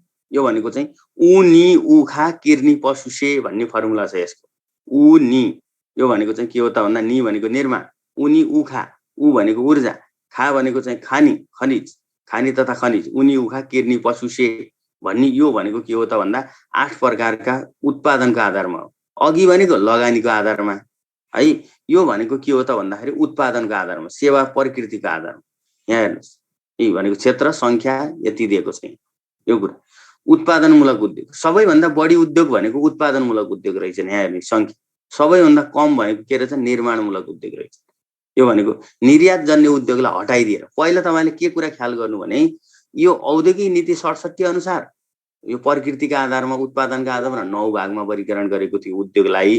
अहिले औद्योगिक 2076 ले हटाइदिएर एउटा निर्यात मूलक उद्योगलाई हटाइदिएर उद्योगलाई 8 भागमा वर्गीकरण गरेको छ। यहाँ मैले टेबलमा बनाएर राखिदिएको छु यसरी। सबैभन्दा बढी उत्पादनमूलक, सबैभन्दा कम भनेको निर्यातमूलक। सक्नुहुन्छ भने संख्या पनि 31 32 र 59 यो याद गर्नु, नत्र तपाईलाई अरु कुरा केही चाहिएन। उत्पादनमूलकमा चाहिँ 8 प्रकार, यो भनेको चाहिँ के हो त भन्दा सेवा र प्रकृतिका हिसाबले उत्पादनमूलकको हिसाबले चाहिँ तपाईको 8 भागमा वर्गीकरण गरेको, लगानीको आधारमा 5 भागमा वर्गीकरण गरेको भनेर सम्झिनु। यति भएपछि पुग्छ। अनि हेर्नु त उद्योगमा विदेशी लगानीको हिसाबले मैले यहाँ राखिदिएको छु। यहाँ हेर्नु, यो भनेको संख्याका आधारमा सबैभन्दा बढी योगदान गर्ने, लगानीको आधारमा चाहिँ के गर्ने, उद्योगमा लगानी गर्ने सबैभन्दा बढी लगानी गर्ने देश भनेको चीन रहेछ। यहाँ हेर्नु 1839 वटा संख्यामा चाहिँ चीनले लगानी गर्दो रहेछ। अनि अमेरिका रहेछ, अनि जापान रहेछ। यसरी चाहिँ तपाईले के गर्नु त भन्दाखेरि यो भनेको लगानीका आधारमा चाहिँ यो संख्याका आधारमा सबैभन्दा बढी, यो कुराहरुलाई ख्याल गर्नु। सबैभन्दा बढी गर्ने देश कुन हो, अनि दोस्रो भनेको कुन हो, तेस्रो भनेको कुन हो भनेर सोध्न सक्छ। पहिलो नम्बरमा चाहिँ चीन, दोस्रो नम्बरमा भारत, तेस्रो नम्बरमा तपाईको यो अमेरिका, चौथो नम्बरमा दक्षिण कोरिया, पाँचौं नम्बरमा जापान। ल यसरी यो क्रम पनि जान्नु होला तपाईले, इक्जाममा तपाईले सोध्न सक्छ। सबैभन्दा बढी लगानी गर्ने देश कुन हो, उद्योगमा लगानी गर्ने देश कुन हो भन्दा चीन, दोस्रो भारत। यसलाई ख्याल गर्नु। अनि औद्योगिक गणना, अहिले कृषि गणना 2018 सालबाट सुरु भएको थियो। प्रत्येक 5-5 वर्षमा कृषि गणना हुन्छ। औद्योगिक गणना 2022 सालबाट सुरु भयो। प्रत्येक 5-5 वर्षमा औद्योगिक गणना पनि 5-5 वर्षमा हुन्छ। जनगणना 10-10 वर्षमा हुन्छ भने कृषि गणना र औद्योगिक गणना 5-5 वर्षमा हुन्छ। यो कुरा ख्याल गर्नु। अनि हेर्नु त अहिले ऐ भनेको 6औं कृषि गणना थियो नेपालमा। हालसम्म 6औं कृषि गणना भएको छ। 6 वटा कृषि गणना भएका छन् भने यो औद्योगिक गणना भनेको 10 वटा औद्योगिक गणना भयो। सबैभन्दा बढी उद्योग प्रतिष्ठान रहेको जिल्ला भनेको रूपन्देही। यो 10औं औद्योगिक गणना भइसक्यो हाम्रो नेपाल। यो भनेको उद्योग रहेका जिल्ला भनेको 64 वटा जिल्लामा उद्योग रहेका छन्। अनि सबैभन्दा बढी उद्योग रहेको जिल्ला भनेको रूपन्देही, 320 वटा उद्योग रहेका छन्। यो कुरा ख्याल गर्नु। अनि आर्थिक गणना 2075 अनुसार यो आर्थिक गणना 2075 पनि भयो, पहिलो आर्थिक गणना हो। आर्थिक गणना भनेको सबैभन्दा बढी उद्योग भएका जिल्लाहरू कुन कुन, यहाँ हेर्नु, काठमाडौँ, झापा, रूपन्देही, मोरङ र सुनसरी। एकदमै इम्पोर्टेन्ट छ यो कुरा, तपाईँलाई सोध्न सक्ला। र कम यो उद्योग भएका जिल्ला भनेको मनाङ, मुस्ता। यो भनेको प्रतिष्ठान आर्थिक गणनाले के गरेको थियो भने उद्योगहरूको प्रतिष्ठानको संख्या सङ्कलन गरेको थियो। यसमा चाहिँ तपाईँको के हुन्छ भन्दाखेरि सबैभन्दा बढी प्रतिष्ठान भएको संख्या भनेको काठमाडौँ आएको थियो। तर यो भनेको औद्योगिक गणना, यो औद्योगिक गणना 10औं औद्योगिक गणनाले सबैभन्दा बढी प्रतिष्ठान रहेको जिल्ला कुन हो भन्नु भने रूपन्देही। आर्थिक गणना 2075 अनुसार सबैभन्दा बढी औद्योगिक प्रतिष्ठान रहेको जिल्ला कुन हो भन्नु भने काठमाडौँ। नजुकिनु होला, यहाँ रूपन्देही छ, यहाँ काठमाडौँ। सर यस्तो के हो भन्नु हो, यो भनेको चाहिँ यो कुरा। अब यसलाई चाहिँ ख्याल गर्नु, यो भनेको काठमाडौँ, झापा, सुनसरी, मोरङ, यो भनेको चाहिँ रूपन्देही, यो तपाईँले इम्पोर्टेन्ट छ। कम भएको यसरी 5 वटा जिल्ला मैले यहाँ लेखिदिएको छु। टेबलमा लेखेको कुराहरू एकदमै इम्पोर्टेन्ट हुन्छ, यो कुरा ख्याल गर्नु। मङ्सिर 9 गते 2073 देखि उद्योग दिवस। उद्योग दिवस कहिले मनाइन्छ भन्छ, कहिलेबाट सुरु गरौँ, 73 बाट कहिले मनाइन्छ, मङ्सिर 9 गते। यसलाई ख्याल गर्नु। अब अर्को इम्पोर्टेन्ट भनेको औद्योगिक क्षेत्र। औद्योगिक क्षेत्र भनेको 11 वटा औद्योगिक क्षेत्र छन्, धनकुटा सञ्चालन रहेको छैन। औद्योगिक क्षेत्रभित्र जम्मा उद्योग भनेको 686 रहेका छन्। यो आर्थिक सर्वेक्षण 77-78 को डेटा हो। यो सब भनेको सञ्चालन रहेका उद्योगहरू 612 वटा छन्, निर्माण दिने उद्योग 37 वटा छन्, बन्द रहेका उद्योगहरू पनि 37 वटा छन्। अहिले नेपालको कन्टेक्स्टमा उद्योगहरूको संख्या हो। अनि मैले यहाँ तपाईँलाई उद्योगहरू पनि यसरी राखिदिएको छु। यहाँ हेर्नु त, यो उद्योगहरू पनि यसरी मैले सबै कुरा राखिदिएको छु। जस्तै बालजु, बा, हेपा, धने, पो, बु, भ, बि, धरा भनेको के हो त भन्दाखेरि यो भनेको चाहिँ उद्योगको स्थापनाका आधारमा क्रम हो। बहेपा, धने, पो, बु, भ, बि, धरा भनेको चाहिँ के हो त भन्दाखेरि यो स्थापनाका आधारमा चाहिँ के हो त यस्तो। अब हेर्नु, यहाँ टेक्निक दिन्छु म तपाईँलाई, यहाँ सुन्नु है। बालाजु 16, अनि त्यहाँबाट यो भनेको हेटौँडा र पाटन भनेको 20-20, 29, 30, 31, 32 भनेको चाहिँ 20-20 लेखेपछि 29, 30, 31, 32 चारवटा यहाँ लेख्ने। अनि 31 पछि प्रत्येकमा 32 पछि प्रत्येकमा 3-3 जोड्दै जाने। 32 र 3 35, 35 मा 3 भनेको 38, 38 मा 3 भनेको 41। यसरी यसको स्थापना पनि ख्याल गर्नु। अनि कुन देशले सहयोग गरेको भन्ने कुरा यहाँ यसरी लेखिदिएको छु मैले। बालाजु अमेरिका, हेटौँडा भनेको अमेरिका, पाटन भनेको भारत, धरान भनेको भारत, नेपालगञ्ज भनेको भारत, यसरी। अनि बालाजु यो कुन जिल्लामा रहेको छ भन्ने पनि मैले यहाँ जिल्ला यसरी राखिदिएको छु। क्षेत्रफल जान्नुहुन्छ भने नि यसरी राखिदिएको छु। हेर्नु, तपाईँले के गर्नु भन्दा सबैभन्दा ठुलो यो भनेको क्षेत्रफलको आधारमा सबैभन्दा ठुलो औद्योगिक क्षेत्र कुन हो भन्दा हेटौँडा, सबैभन्दा कम कुन हो भन्दाखेरि सबैभन्दा सानो भनेको भक्तपुर। अनि यो भनेको सञ्चालनमा रहेको भनेको भने भक्तपुर, तर सञ्चालन नरहेको भनेको धनकुटा भनेको सञ्चालन रहेको छैन। त्यही भएर सबैभन्दा सानो औद्योगिक क्षेत्र कुन हो भन्यो भने धनकुटा, सञ्चालनमा रहेको सबैभन्दा सानो औद्योगिक क्षेत्र कुन हो भन्यो भने भक्तपुर। यसरी ख्याल गर्नु। यो भनेको के हो त भन्दा भक्तपुर भनेको सञ्चालन रहेको सानो हो, धनकुटा भनेको चाहिँ सञ्चालन नरहेको सानो। तपाईँलाई क्वेसन कसरी सोध्छ त्यो कुरा ख्याल गर्नु। सबैभन्दा पुरानो भनेको बालाजु भइहाल्यो, सबैभन्दा नयाँ भनेको यही धनकुटा भइहाल्यो, सबै क्षेत्रफलको हिसाबमा ठुलो भनेको हेटौँडा भइहाल्यो, सानो भनेको सञ्चालन रहेको सानो भन्यो भने भक्तपुर, सञ्चालन नरहेको सानो भन्यो भने धनकुटा। यसरी ख्याल गर्नु। कुन देशले सहयोग गर्यो भन्ने कुरा पनि यो टेबललाई राम्रोसँग हेर्नु ल। अनि यो कुरा भयो। अब उद्योगको विकासक्रमको डेटहरू मैले यहाँ अलिकति राखिदिएको छु। तपाईँलाई चाहिँ चाहिने डेटहरू यहाँ मैले सबै पढेर सुनाउन्न, यो कुरा ख्याल गर्नु। अनि अझ तपाईँलाई चाहिन्छ भने मैले यहाँ औद्योगिक व्यवसायिकरण 2076 का प्रमुख विशेषताहरू पनि यहाँ राखिदिएको छु। हेरी यो एकदम इम्पोर्टेन्ट छ। यो भनेको अति विकसित जिल्ला, यो भनेको औद्योगिक व्यवसायिकरण 2076 अनुसार अति अविकसित जिल्ला भनेको 23 वटा, अविकसित जिल्ला 18 वटा, कम विकसित जिल्ला 20 वटा, उच्च स्तरीय लगानी बोर्डको अध्यक्ष प्रधानमन्त्री रहने व्यवस्था छ भन्ने कुरा। हेरी यो जिल्ला पनि मैले छुट्टा छुट्टै राखिदिएको छु, यसलाई ख्याल गर्नु होला, एकदम इम्पोर्टेन्ट छ यो कुराहरू। अनि सार्वजनिक संस्थानका कुराहरू गर्छु मैले अलिकति।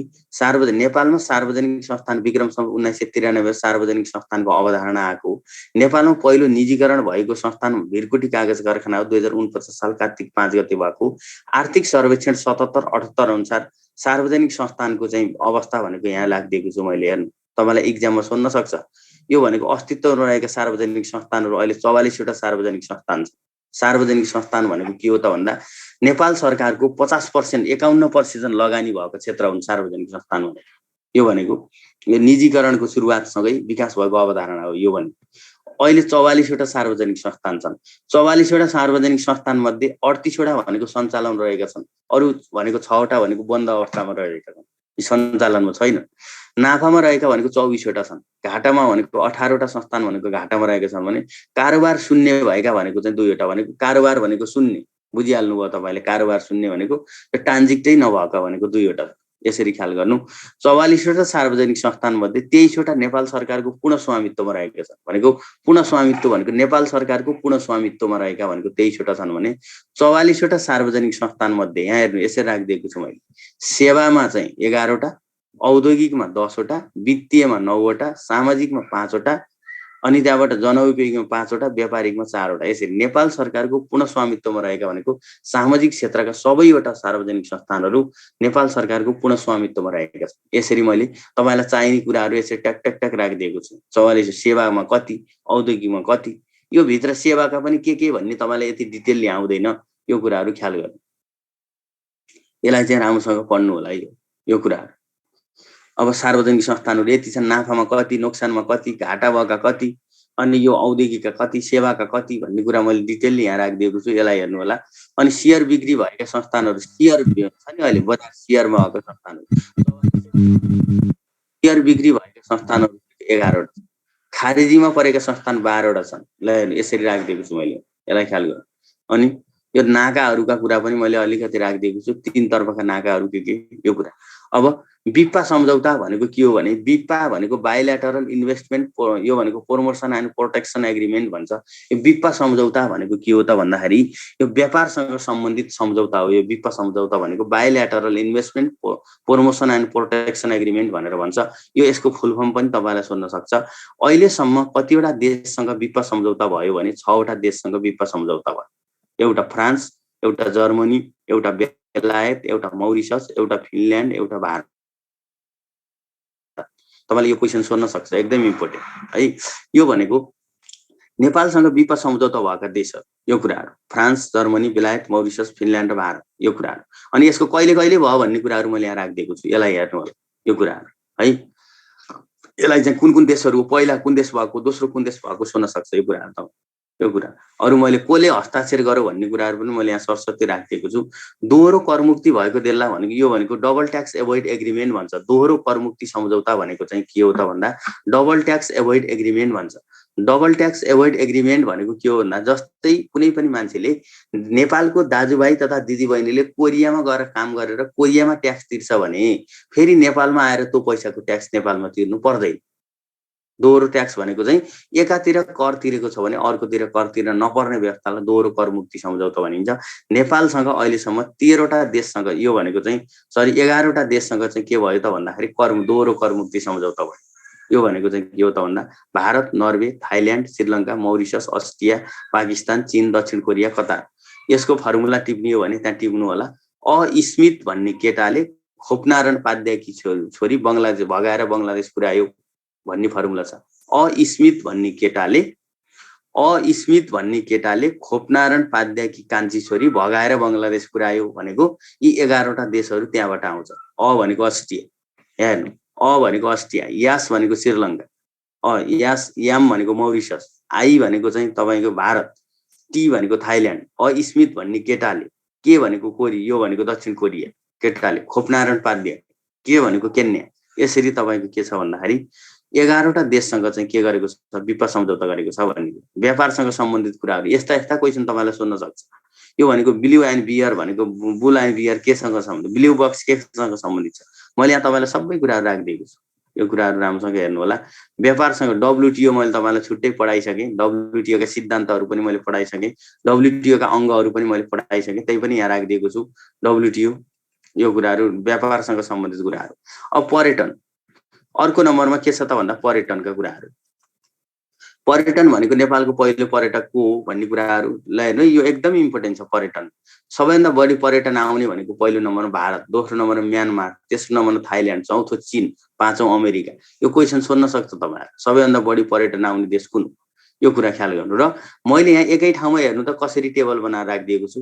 15 योजनाको लक्ष्य के छ, सन् 2025 सम्म लक्ष्य कस्तो राखेको छ, 2020 को उपलब्धि के छ, कुल पर्यटक भनेको कति छन्, अहिले यति छन् कुल पर्यटक, 2025 सम्म कति पुर्याउनु लक्ष्य राखेको छ, 15 जनाले 35 लाख पर्यटन भित्र आउँछु भन्छ। अनि पर्यटकको बसाइ भनेको 15 दिन छ यसरी। अनि जीडीपीमा योगदान पर्यटनले अहिले 0.2% योगदान गरेको छ भने 15 जनाले 10% योगदान पुर्याउनु लक्ष्य राखेको छ। यसरी सबै कुरा तपाईले एकै ठाउँमा पढ्न सजिलो होला भनेर मैले यसरी तपाईलाई टेबलमै बनाएर राखिदिएको छु। यो कुरा राम्रोसँग हेर्नु होला। पर्यटनको विकास क्रम भनेको छ यो।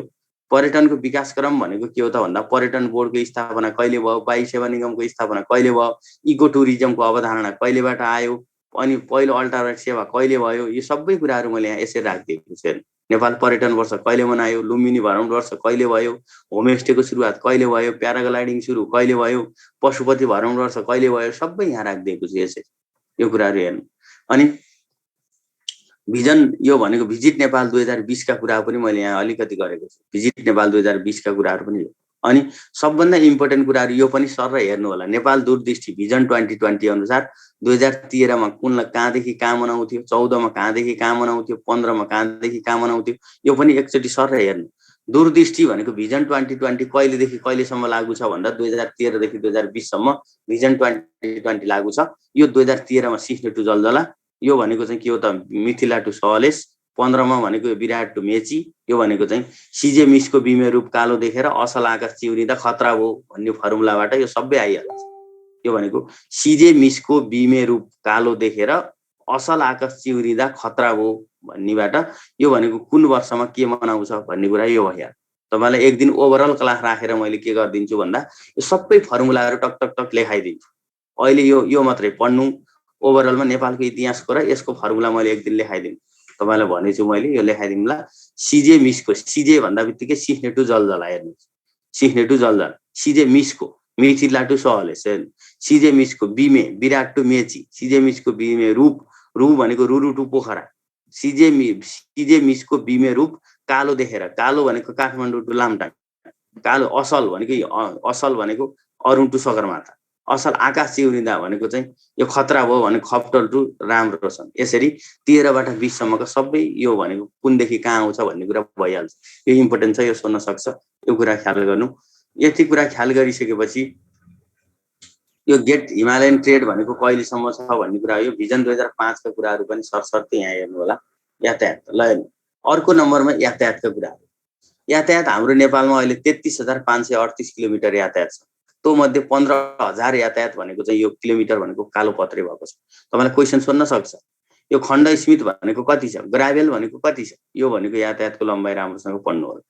र यसमा चाहिँ यो बढी हेर्नु है, यो भनेको बढी प्रदेश भनेको पक्की सडक बढी भएको बागमतीमा, कम भनेको कर्णालीमा, कच्ची सडक बढी भएको कहाँ, कम प्रदेश वाइज पनि मैले यस्तो टेबल बनाएर राखिदिएको छु तपाईँ यहाँ हेर्नु। यो कुरा नेपालमा यो भनेको के हो त भन्दाखेरि यो प्रदेशको अवगत अवस्थामा सडकहरू के कस्तो छ भन्ने कुरा।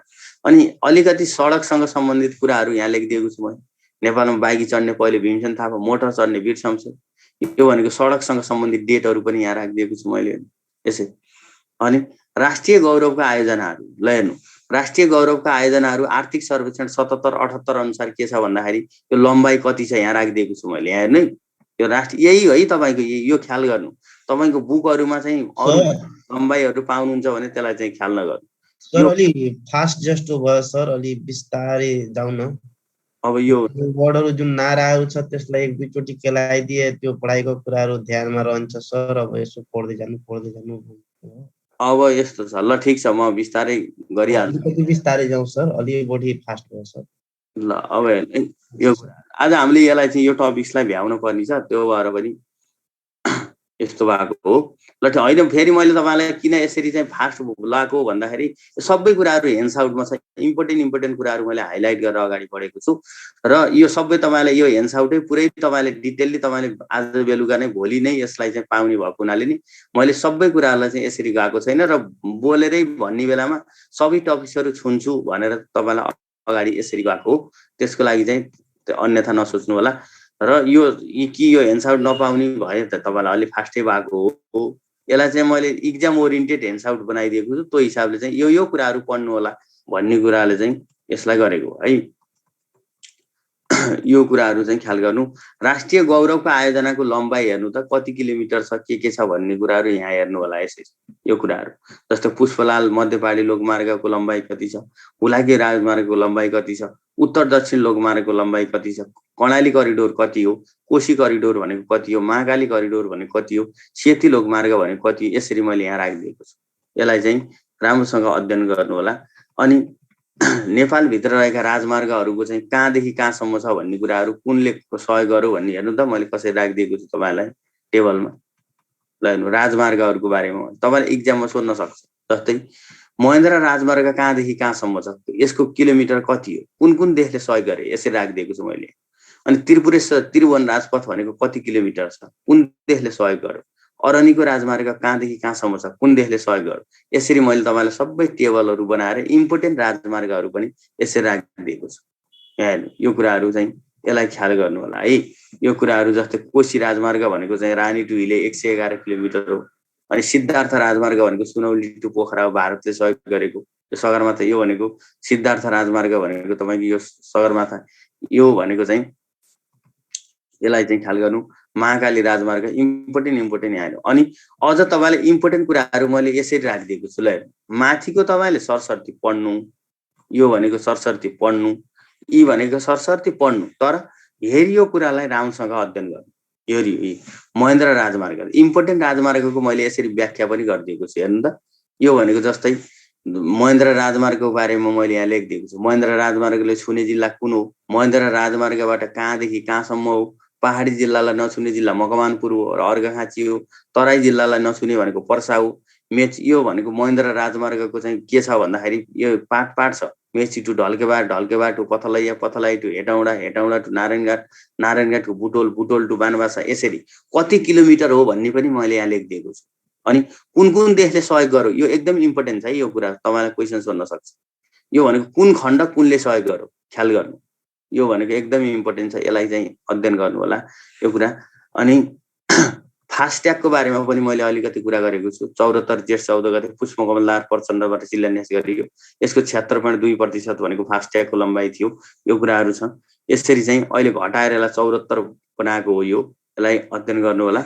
र महेन्द्र राजमार्गको पनि मैले त्यसरी लेखिदिएको छु। महेन्द्र राजमार्ग यो कतिवटा जिल्ला छुन्छ, कति किलोमिटर छ, यो कुरा। तपाईले मेची राजमार्गको एकचोटि मलाई हेराइदिनु नि सर। मेची राजमार्ग कहाँ अगाडिको? यही हो, यही टेबलमा छ सर। मेची राजमार्ग यो भनेको के छ? त्यही 391 देखिरहेको छु, तर यो चाहिँ 267 मात्रै हुनुपर्ने, अलिक कन्फ्युज भयो क्या सर। यसलाई चाहिँ त्यो बरु त्यो मिस्टेक हुन सक्छ। यसलाई एकचोटि तपाईँले आफै कन्फर्म गर्नु है। त्यसो भयो भने यो चाहिँ मेची राजमार्ग तपाईँले यस्ता सुन्नु, यो डिटेलली लम्बाइ पनि नआउला। बरु त तपाईँले के आउन सक्छ भने केचना टु मेची राजमार्ग कहाँदेखि कहाँसम्म हो भन्न सक्छ। मेची कता भनेर सम्झेछु मैले। मेची कता भनेको चाहिँ केचना टु ताप्लेजुङ, कोशी भनेको रानी हिले भनेको 111 किलोमिटर। यो तपाईँले चाहिँ यो लम्बाइ भन्दा पनि यो कहाँदेखि कहाँसम्म भन्ने कुरालाई अलि हाइलाइट गर्नु है। त्यो एकदममा त नआउला, तर ज्ञानको लागि पनि त्यही त सर, रङ कुरा त सिक्नु भएन नि त। त्यो त भएन। यो भनेको रङ यो यसमा चाहिँ मैले चाहिँ यो उसबाट वेबसाइटबाट खोजेर राखेको हो है। अब तपाईँले चाहिँ के गर्नु भने त्यस्तो मिस्टेकै जस्तो छ कि एकचोटि चाहिँ यसलाई हेर्नु होला। यो मिस्टेक नै हो सर, एकदम मजाले नै हेर्नु होला, मिस्टेक नै हो। ल ठिक छ। ल यसलाई चाहिँ थ्याङ्क यू सर। ठिक छ। ल यसलाई चाहिँ हेरौँला।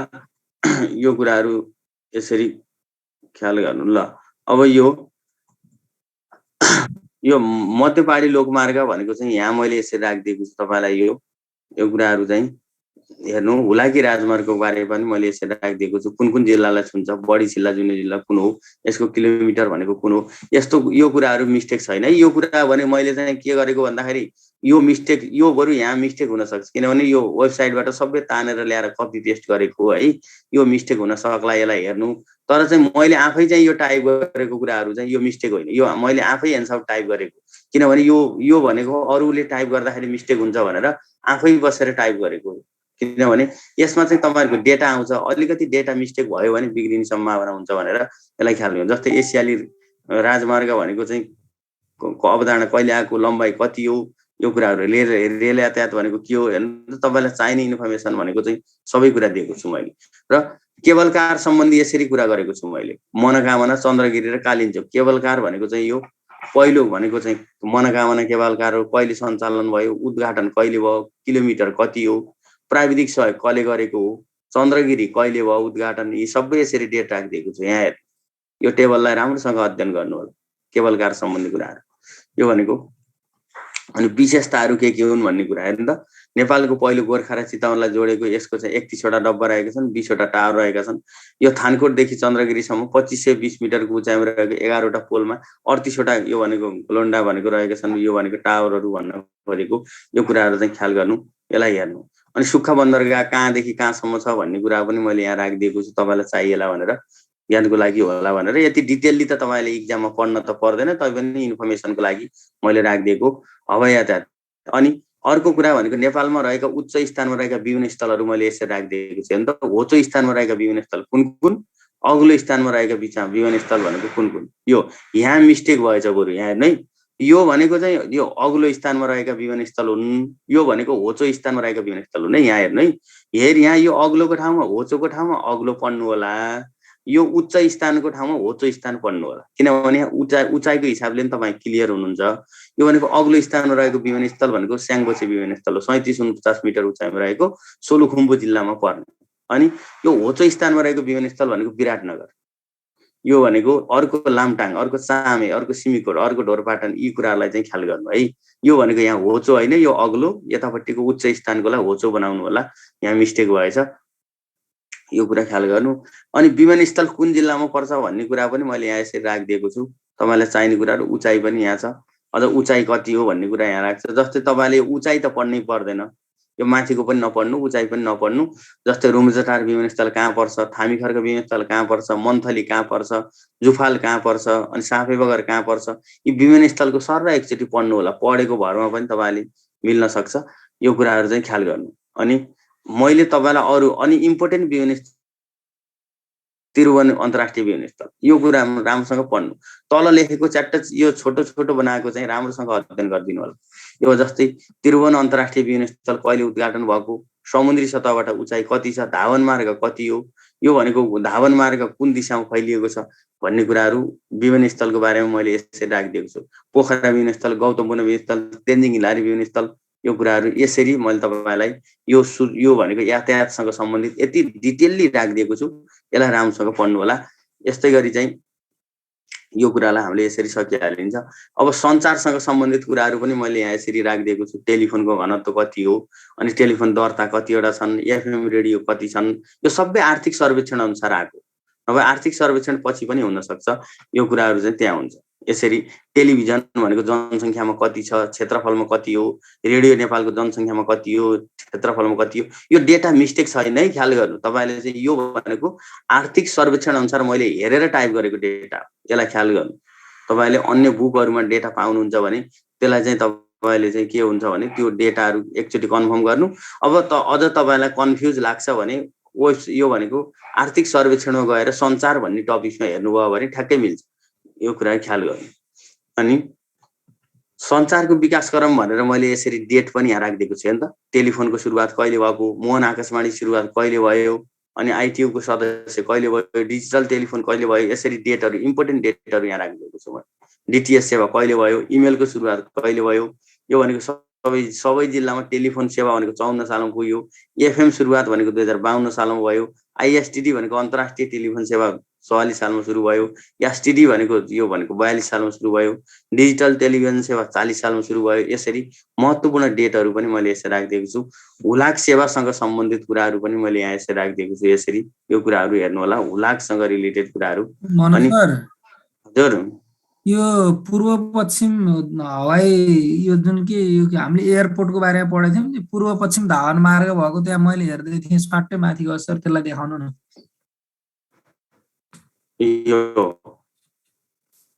कुन एयरपोर्टको हो सर त्यो पूर्व पश्चिम धावन मार्ग? धेरैको उत्तर दक्षिण रहेछ, एउटा मात्रै यहाँ पूर्व पश्चिम देखेको थिएँ। यसलाई चाहिँ ख्याल गर्नु हो, अरू सबै उत्तर दक्षिण छ, यो एउटा मात्रै यो के छ भन्दाखेरि यहाँ पूर्व पश्चिम छ। यहाँ हेर्नु है, यहाँ यसमा चाहिँ कहाँ छ भन्दाखेरि पूर्व पश्चिम गयो सर, गयो माथि। यो गौतम बुद्ध विमानस्थल है सर। गौतम बुद्ध विमानस्थल भनेको पूर्व पश्चिम धावन मार्ग रहेको छ, यसलाई ख्याल गर्नु। हस् थ्यांक यू सर। यसलाई चाहिँ यो भनेको छ ल यसरी मैले इन्फर्मेसन तपाईहरुलाई चाहिँ यो मैले क्लासमा सबै डिटेल यो हेन्डआउट सुरुबाट अन्तिमसम्म पढेरै म सुनाउने हो भने 3-4 दिनको क्लास लाग्छ तर तपाईलाई यो व्हाइट बोर्डमा सरसर्ती यो है भनेर जान भन्दा पनि यो टपिक्सलाई यसरी जाँदा राम्रो हुन्छ भनेर मैले इन्फर्मेसन तपाईलाई पढ्नको लागि दिएको र यहाँ आज क्लासमा यो फास्ट भएकै छ भन्ने बेलामा फास्ट भएको त्यसलाई चाहिँ तपाईले स्वाभाविक प्रक्रियाको रूपमा लिन पर्ने हुन्छ किनभने तपाईलाई चाहिँ यो क्लासमा दुईवटा फर्मुलाबाट सर पढाइदिएर अरु सबै विषयवस्तु छुटाइदियो भने त के हुन्छ भने पढाएको कुरा एकदम क्लियर हुने र नपढाएको कुरा पढाउँदै नपढाउने भयो भने झ्या हुन्छ त्यो हिसाबले मैले तपाईलाई के गरे त भन्दाखेरि इन्फर्मेसन राम्रो दिने र हेन्डआउट पनि त्यो अरु बजारमा आउने हेन्डआउट भन्दा फरक खालको हेन्डआउट बनाइदिएको छु मैले तपाईहरुलाई यो हेलो हेलो सर यसरी चाहिँ हेर्नु होला हजुर अनि तपाईले शिक्षासँग सम्बन्धित कुराहरु हेर्नु है शिक्षासँग सम्बन्धित यहाँ सकेको र शिक्षासँग सम्बन्धित कुराहरु भनेको के हो त भन्दा आर्थिक सर्वेक्षण 77-78 एकछिन आर्थिक सर्वेक्षण 77-78 मा शिक्षा भनेको के छ भन्ने कुरा मैले यहाँ राखिदिएको छु यसरी हेर्नु तपाईले यो एकदम उतापट्टि शिक्षासँग सम्बन्धित रिलेटेड कुरा हो यसलाई राम्रोसँग पढ्नु होला र यसलाई मैले हाइलाइट गरेर राखिदिएको किन हो त भन्दाखेरि तपाईले एक्जाममा उता यो जीके मा मात्र नभइकन शिक्षाको पाटो छ नि त तपाईहरुको त्यो शिक्षाको पाटोलाई पनि बढी काम लाग्ने भएको हुनाले मैले यसरी राखिदिएको छु जस्तै शिक्षा कति हो शिक्षक कति छन् महिला कति छन् सबैभन्दा बढी विद्यालय भएको प्रदेश कुन हो सबैभन्दा कम भएको कुन हो अथवा प्रतिशत शुद्ध मैले यहाँ राखिदिएको छु तपाईहरु यहाँ हेर्नुस् यसरी अनि दिवा खाजा कार्यक्रम कतिवटा जिल्लामा छन् अनि विश्व खाद्य कार्यक्रमले दिवा खाजा कतिवटा जिल्लामा सहयोग गरेको छ यो सबै कुरा राष्ट्रिय शिक्षा नीति कुन हो अनि सबै कुरा अझ यो पनि टेबल पनि मैले यसरी राखिदिएको छु ल हेर्नुस् 2026-77 सम्म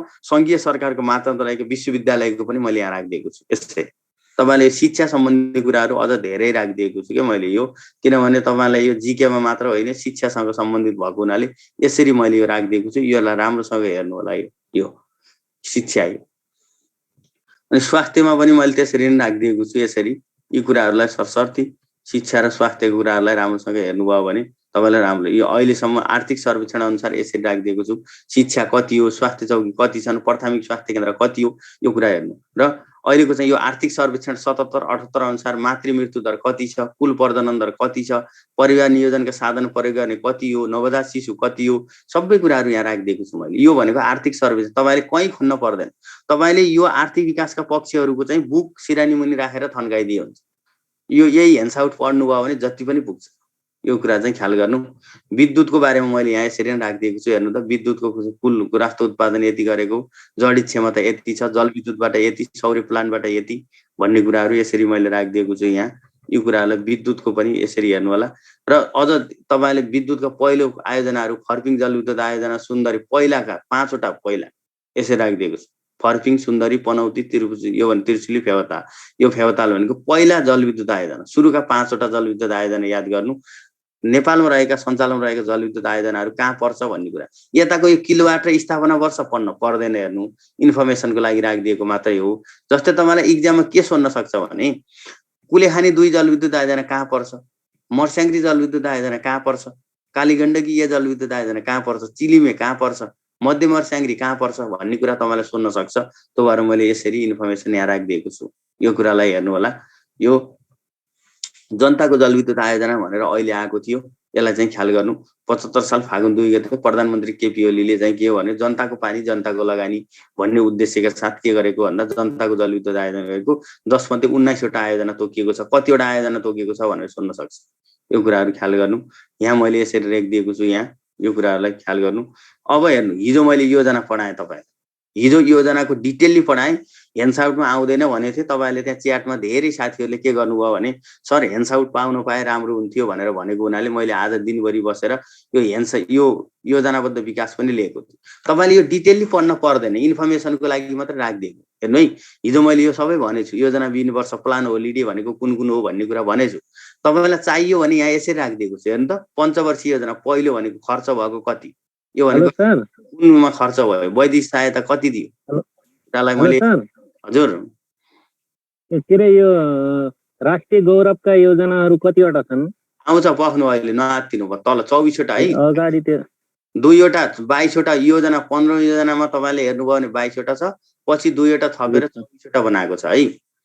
अनि ठ्याक्कै सर त्यो होमस्टे छ नि, होमस्टे हजुर त्यो होमस्टेको त्यो कुन कुन हुन् त्यो भनिदिनु न सर। त्यो होमस्टे कहिलेदेखि भयो भनेर मात्रै लेख्नु भएको छ त्यसमा। त्यो होमस्टे सुरुको होमस्टे कुन, त्यसै अन्तिमको होला सर। ए ल ल अनि यो मैले हिजो तपाईँलाई योजना यो आवधिक योजना मात्रै राखेको छ मैले, तर तपाईँलाई यसरी राखिदिएको छु। सबै तपाईँलाई इन्फर्मेसनको लागि चाहियो भने भनेर ट्याक्क 4-5वटा पोइन्टमा यसरी राखिदिएको छु। हेर्नु यो कुन प्लानलाई के भनिन्छ भन्ने कुरा। जस्तै सबैभन्दा बढी खर्च भएको योजना भनेको दोस्रो योजना हो। यसरी विशेषता सहित राखिदिएको छु। दोस्रो, तेस्रो, चौथो यसरी चाहिँ डिटेलली चाहिँ मैले यसरी सर यो कुरा ख्याल गर्नु। हजुर भन्नु त। यो विश्वविद्यालय एकचोटि स्क्रिनशट लिनु पर्ने थियो। 11 कि 12 वटा हो। यो हेन्डआउट तपाईँलाई आउँछ, स्क्रिनशट लिनै पर्दैन, हेन्डआउट आउँछ त्यहाँबाट हेर्नु होला है। यो अहिले स्क्रिनशट लिन पर्दैन, हेन्डआउटै म तपाईँलाई सबै दिन्छु नि, किन स्क्रिनशट गर्नु पर्यो। यो योजना मैले यसरी राखिदिएको छु। हेर्नु यहाँ तपाईँलाई योजना यो अगाडिको चाहियो भने पढ्नु, नत्र अगाडि पढ्न पर्दैन। तपाईँलाई इन्फर्मेसनको लागि राखिदिएको र तपाईँलाई यहाँ मैले यसरी राखिदिएको छु हिजो लेखेको कुराहरू। 14औं योजनाको प्रमुख उपलब्धिहरू हेर्नु। आर्थिक वर्ष 50 यो उपलब्धि प्रगति मात्रै पढ्नु, यो अरू पढ्न पर्दैन। यो यतापट्टिको पढ्न पर्दैन, उपलब्धि पढ्नु। हिजो मैले लेखाइदिएको छु, त्यहीबाट पढे हुन्छ। यो मैले आज धेरै छिर्न चाहिन यहाँ। यो अझ तपाईँले कोहीले के भन्नुहुन्थ्यो भने दीर्घकालीन 2100 दीर्घकालीन सोच 2100 पनि छ सर, हामीले त्यो पनि पढ्न पाए भन्नुहुन्थ्यो। इन्फर्मेसन चाहिन्छ भने ल हेर्नुहोस् यहाँ पढ्नुहोस् कति इन्फर्मेसन चाहियो तपाईँहरूलाई। दीर्घकालीन सोच 2100 को इन्फर्मेसन चाहियो, तर तपाईँको सिलेबसमा छैन। त इम्पोर्टेन्ट कुराहरू हेर्नु न, जस्तै आर्थिक वृद्धि मात्रै हेर्नु, कुल राष्ट्र उत्पादन हेर्नु, यति हेर्नु के अरू चाहिएन तपाईँ। जस्तै दीर्घकालीन सोच कहिलेदेखि कहिलेसम्म छ भन्दा 2100 सम्म छ भन्ने जान्नु, आर्थिक वृद्धि 10.5 राखेको छ भन्ने पढ्नु, अरू पढेन। होइन मैले अरू पनि पढ्छु, तयारी यहाँ डिटेलली पढ्छु भने सबै पढ्नु यहाँ राखिदिएको छु मैले यसरी। यो अनि आवधिक योजना 15औं योजना यसलाई राम्रोसँग हेर्नु। मैले हिजो तपाईँलाई डिटेलली पढाएको छु। यो भनेको लक्ष्य के हो, उद्देश्य के हुन् भन्ने कुरा राखिदिएको छु र यसको हिजो मैले यो लेखाइदिइसकेँ सबै। यो भनेको स्थिति के हो, यो भनेको 15-14 योजनाको उपलब्धि हो, यो भनेको चाहिँ लक्ष्य हो। हिजो मैले लेखाइदिएको छु। यसलाई यो टेबललाई राम्रोसँग हेर्नु होला। हिजो लेखाइदिएको कुराहरूमा कतिपय कुराहरू यहाँ छुटेको छ, यसमा हेर्नु होला। हिजो लेखेको छुटेको छ त यहाँ राखिदिएको छु। अनि जनशक्ति सर्वेक्षण पनि यहाँ छ, वैदेशिक रोजगार पनि यी कुराहरू छ। यो कुराहरू यहाँ हेर्नु। अनि अरू कुरा भनेको यहाँ के छ भन्दाखेरि यो कुराहरू चाहिँ यसबाट हेर्दै जानु होला यहाँ। अनि कुन बैंकले के गरे यस्ता कुराहरू चाहिँ यहाँ भएका छन्। नोटहरूको पैसाका कुराहरू पनि मैले यहाँ राखिदिएको छु। कुन पैसा, कुन यो मन्दिरहरू के छन्, हस्ताक्षर कोले गर्यो हेर्नु त मैले डिटेलली राखिदिएको छु तपाईँहरू यो कुरा। अनि यो बजेटका कुराहरू पनि हिजो मैले लेखाइदिएँ, बजेटको कुरा पनि मैले यही राखिदिएको छु। बजेट भनेको कति, अनि हिजो मैले लेखाइदिएको कुराहरूलाई ख्याल गर्नु, यहाँ पनि राखिदिएको छु मैले बजेट। अनि शिक्षासँग सम्बन्धित रिलेटेड कुराहरू पनि हिजो तपाईँले सोध्नु भएको थियो, शिक्षा सम्बन्धी बजेट कति हो सर भन्ने यहाँ डिटेलली यहाँ छ। बजेटका विशेषताहरू के हुन् भन्ने कुरा यहाँ राखिदिएको छु। र आर्थिक सर्वेक्षण तपाईँले चाहिँ सर कहाँ पाउने होला भन्नुहुन्थ्यो। आर्थिक सर्वेक्षण यहाँ हेर्नु, तपाईँलाई अन्त खोज्न जान पर्दैन, यही हेन्डआउटलाई पढ्नु। आर्थिक सर्वेक्षणको बारेमा मैले यहाँ डिटेलली राखिदिएको छु। आर्थिक वृद्धिका कुराहरू, सडकमा आर्थिक सर्वेक्षणले के भन्नु। अनि यो भनेको कोभिड सम्बन्धी आर्थिक सर्वेक्षणले के भन्नु, यी कुराहरू। वित्तीय क्षेत्रहरू कति छन् आर्थिक सर्वेक्षणमा, कति कुरा छन् यहाँ हेर्नुहोस्। अनि वैदेशिक रोजगारसँग रिलेटेड कुराहरू आर्थिक सर्वेक्षणमा के छ। अनि कृषि क्षेत्रको अनुमान के छ, वन क्षेत्रको अनुमान के छ, अनि वन्यजन्तुहरू कति छन् यहाँ हेर्नु त सबै तपाईँलाई कति कुराहरू चाहियो। अनि उद्योग क्षेत्रसँग रिलेटेड कुराहरू के हो, पर्यटनसँग सम्बन्धित के हो, सबै ऊर्जासँग सम्बन्धित कुराहरू के हो, यी सबै आर्थिक सर्वेक्षण मैले यहाँ यसरी राखिदिएको छु। आर्थिक सर्वेक्षण यो राम्रोसँग हेर्नु होला। यो आर्थिक सर्वेक्षणका कुराहरू यो छ। र अब यति भइसकेपछि तपाईँले यति कुरा जानिसकेपछि तपाईँको टपिक्सको लास्टमा के छ भने राष्ट्रिय गौरवका आयोजना भनेर राखेको छ। राष्ट्रिय गौरवका आयोजना 15औं योजनामा हेर्नुभयो भने तपाईँले 22वटा राष्ट्रिय गौरवका आयोजना छन्, पछि 2वटा थपेर अहिले राष्ट्रिय गौरवका आयोजना भनेको 24वटा रहेका छन्। तपाईँलाई स्मरण रहोस् कतिवटा राष्ट्रिय गौरवका आयोजना छन् भनेर क्वेसन आयो भने 24 हान्नु होला अप्सनमा है। जस्तै एउटालाई म पढेर यहाँ देखाउँछु हेर्नु। बुढी गण्डकी जलविद्युत आयोजना भनेको नम्बर 1, कुल भनेको 1200 मेगावाट विद्युत क्षमता रहेको छ यसमा। यो आयोजनाको वासस्थल गोर्खा जिल्लाको साबिक यो भनेको चाहिँ यसमा रहेको यो सिउरे डिटार र धादिङ जिल्लाको सिमानामा बुढी गण्डकी र त्रिशुली नदीको बायाँ किनारमा रहेको छ। तपाईले कुन यसमा पढ्ने कुरा के भन्दाखेरि पढ्ने कुराहरुमा चाहिँ के टपिक्समा पढ्ने हो भन्दाखेरि तपाईले जान्न पर्ने कुराहरु कुन टपिक त्यहाँ टिप्नु होला। मैले त्यहाँ भनिदिन्छु तपाईहरुलाई यो कुन रिलेटेड भनेर पढ्ने भन्ने कुरालाई। यहाँ राष्ट्रिय गौरवका आयोजनामा तपाईले के पढ्ने है। 1 नम्बरमा तपाईले के पढ्नु भन्दाखेरि आयोजनाको नाम त तपाईलाई थाहा भइहाल्ने हो 1 नम्बरमा। अनि 2 नम्बरमा तपाईको कुन मन्त्रालय अन्तर्गत पर्दछ भन्ने कुरालाई हेर्दिनु मैले यहाँ राखिदिएको छु सबै। जस्तै यो भनेको ऊर्जा मन्त्रालय अन्तर्गत, बुढी गण्डकी जलविद्युत आयोजना भनेको ऊर्जा मन्त्रालय अन्तर्गत, बेलम्ची खानेपानी भनेको चाहिँ खानेपानी मन्त्रालय अन्तर्गत पर्छ। कुन मन्त्रालय अन्तर्गत पर्दछ भन्ने कुरा जान्नु 1 नम्बर। अनि अर्को भनेको चाहिँ राष्ट्रिय लक्ष्य के राखेको छ भन्ने कुराहरु ख्याल गर्नु 3रो नम्बरमा। 4थो नम्बरमा भनेको के हो भने यसको उद्देश्य के छ भन्ने कुरा सल्ल र हेर्दिनु उद्देश्य। अनि अर्को भनेको कहिलेदेखि कहिलेसम्म अवधि एकदम इम्पोर्टेन्ट कुरा हेरियो। यहाँ हेर्नु आर्थिक वर्ष 69-70 बाट 77-78 सम्म चाहिँ कहिलेदेखि कहिले सुरु हुन्छ कहिले अन्त्य हुन्छ ख्याल गर्नु यो कुराहरु। अनि अहिले पछिल्लो समयमा के छ भन्दाखेरि यो 76-77 को प्रगति विवरण पेश गरेको छ। यो राष्ट्रिय योजना आयोगले 77-78 को प्रगति विवरण मात्र पेश गरेको र 77-78 को प्रगति विवरण अझैसम्म लोकसेवा यो भनेको यो राष्ट्रिय योजना आयोगको वेबसाइटमा नभएको हुनाले मैले तपाईलाई के गरेको छु त भन्दाखेरि यो आज हालसम्मको प्रगति विवरण यहाँ राखिदिएको छु। पढ्ने कुरा मैले के भने नाम के हो, मन्त्रालय कुन अन्तर्गत पर्दछ, कहिलेबाट सुरु भएको हो, यसको भनेको मुख्य विशेषताहरू के हुन्, यति कुरा हेरेर जानु एकदम इम्पोर्टेन्ट छ है। यो राष्ट्रिय गौरवका आयोजना भनेर तपाईलाई राखेको छ यो कुरालाई ख्याल गर्नु। यसरी मैले तपाईलाई यहाँ राखिदिएको छु। हेर्नु बेलम्चीको यहाँ राखिदिएको छु, सिक्टाको यहाँ राखिदिएको छु, यसरी बवईको यहाँ राखिदिएको छु। अनि रानी जमरा कुलेरिया जलविद्युत आयोजना यहाँ छ। यसरी कहिलेबाट सुरु भयो कहिले अन्त्य भयो भन्ने कुराहरु 15 योजनामा 15 योजनाको कुराहरु हो यो कुराहरु सबै। यसरी गौतम बुद्ध विमानस्थल भनेको चाहिँ यो भयो। यसरी 11वटा भनेको चाहिँ लुम्बिनी विकास कोष यहाँ भयो। अनि पुष्पलाल मध्यपाडी लोकमार्ग यहाँ भयो। रेम्बो टेड मेट्रो जलविद्युत आयोजना हुलाकी राजमार्ग यो भयो। अनि उत्तर दक्षिण कोशी राजमार्ग यो भयो।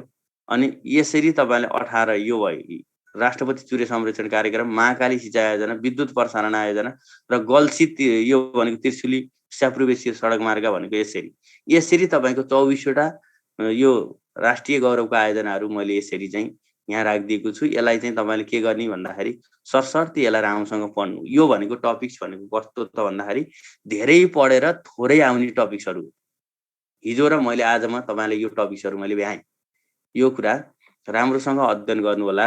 अब तपाईको चाहिँ यसलाई चाहिँ राम्रोसँग पढ्नु। यति पढ्नु भयो भने तपाईले बुकहरुमा चाहिँ धेरै पढ्नु पर्दैन। बुकहरु तपाईले पर्दैन।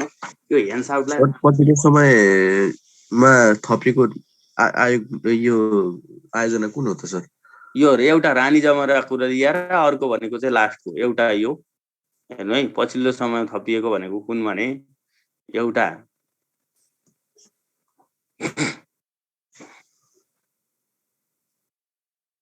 एकछिन है, एउटा हेरियो गल्छी त्रिशुली मैलुङ भनेको यो एउटा। अनि अर्को भनेको के हो त भन्दा विद्युत प्रसारण लाइन पनि यो। अनि पछाडी थपिएको भनेको चाहिँ 3वटा थपियो। पहिला 21वटा थिए अहिले 24वटा भएको। एउटा भनेको रानी जमरा भन्ने चाहिँ यहाँ कता छ,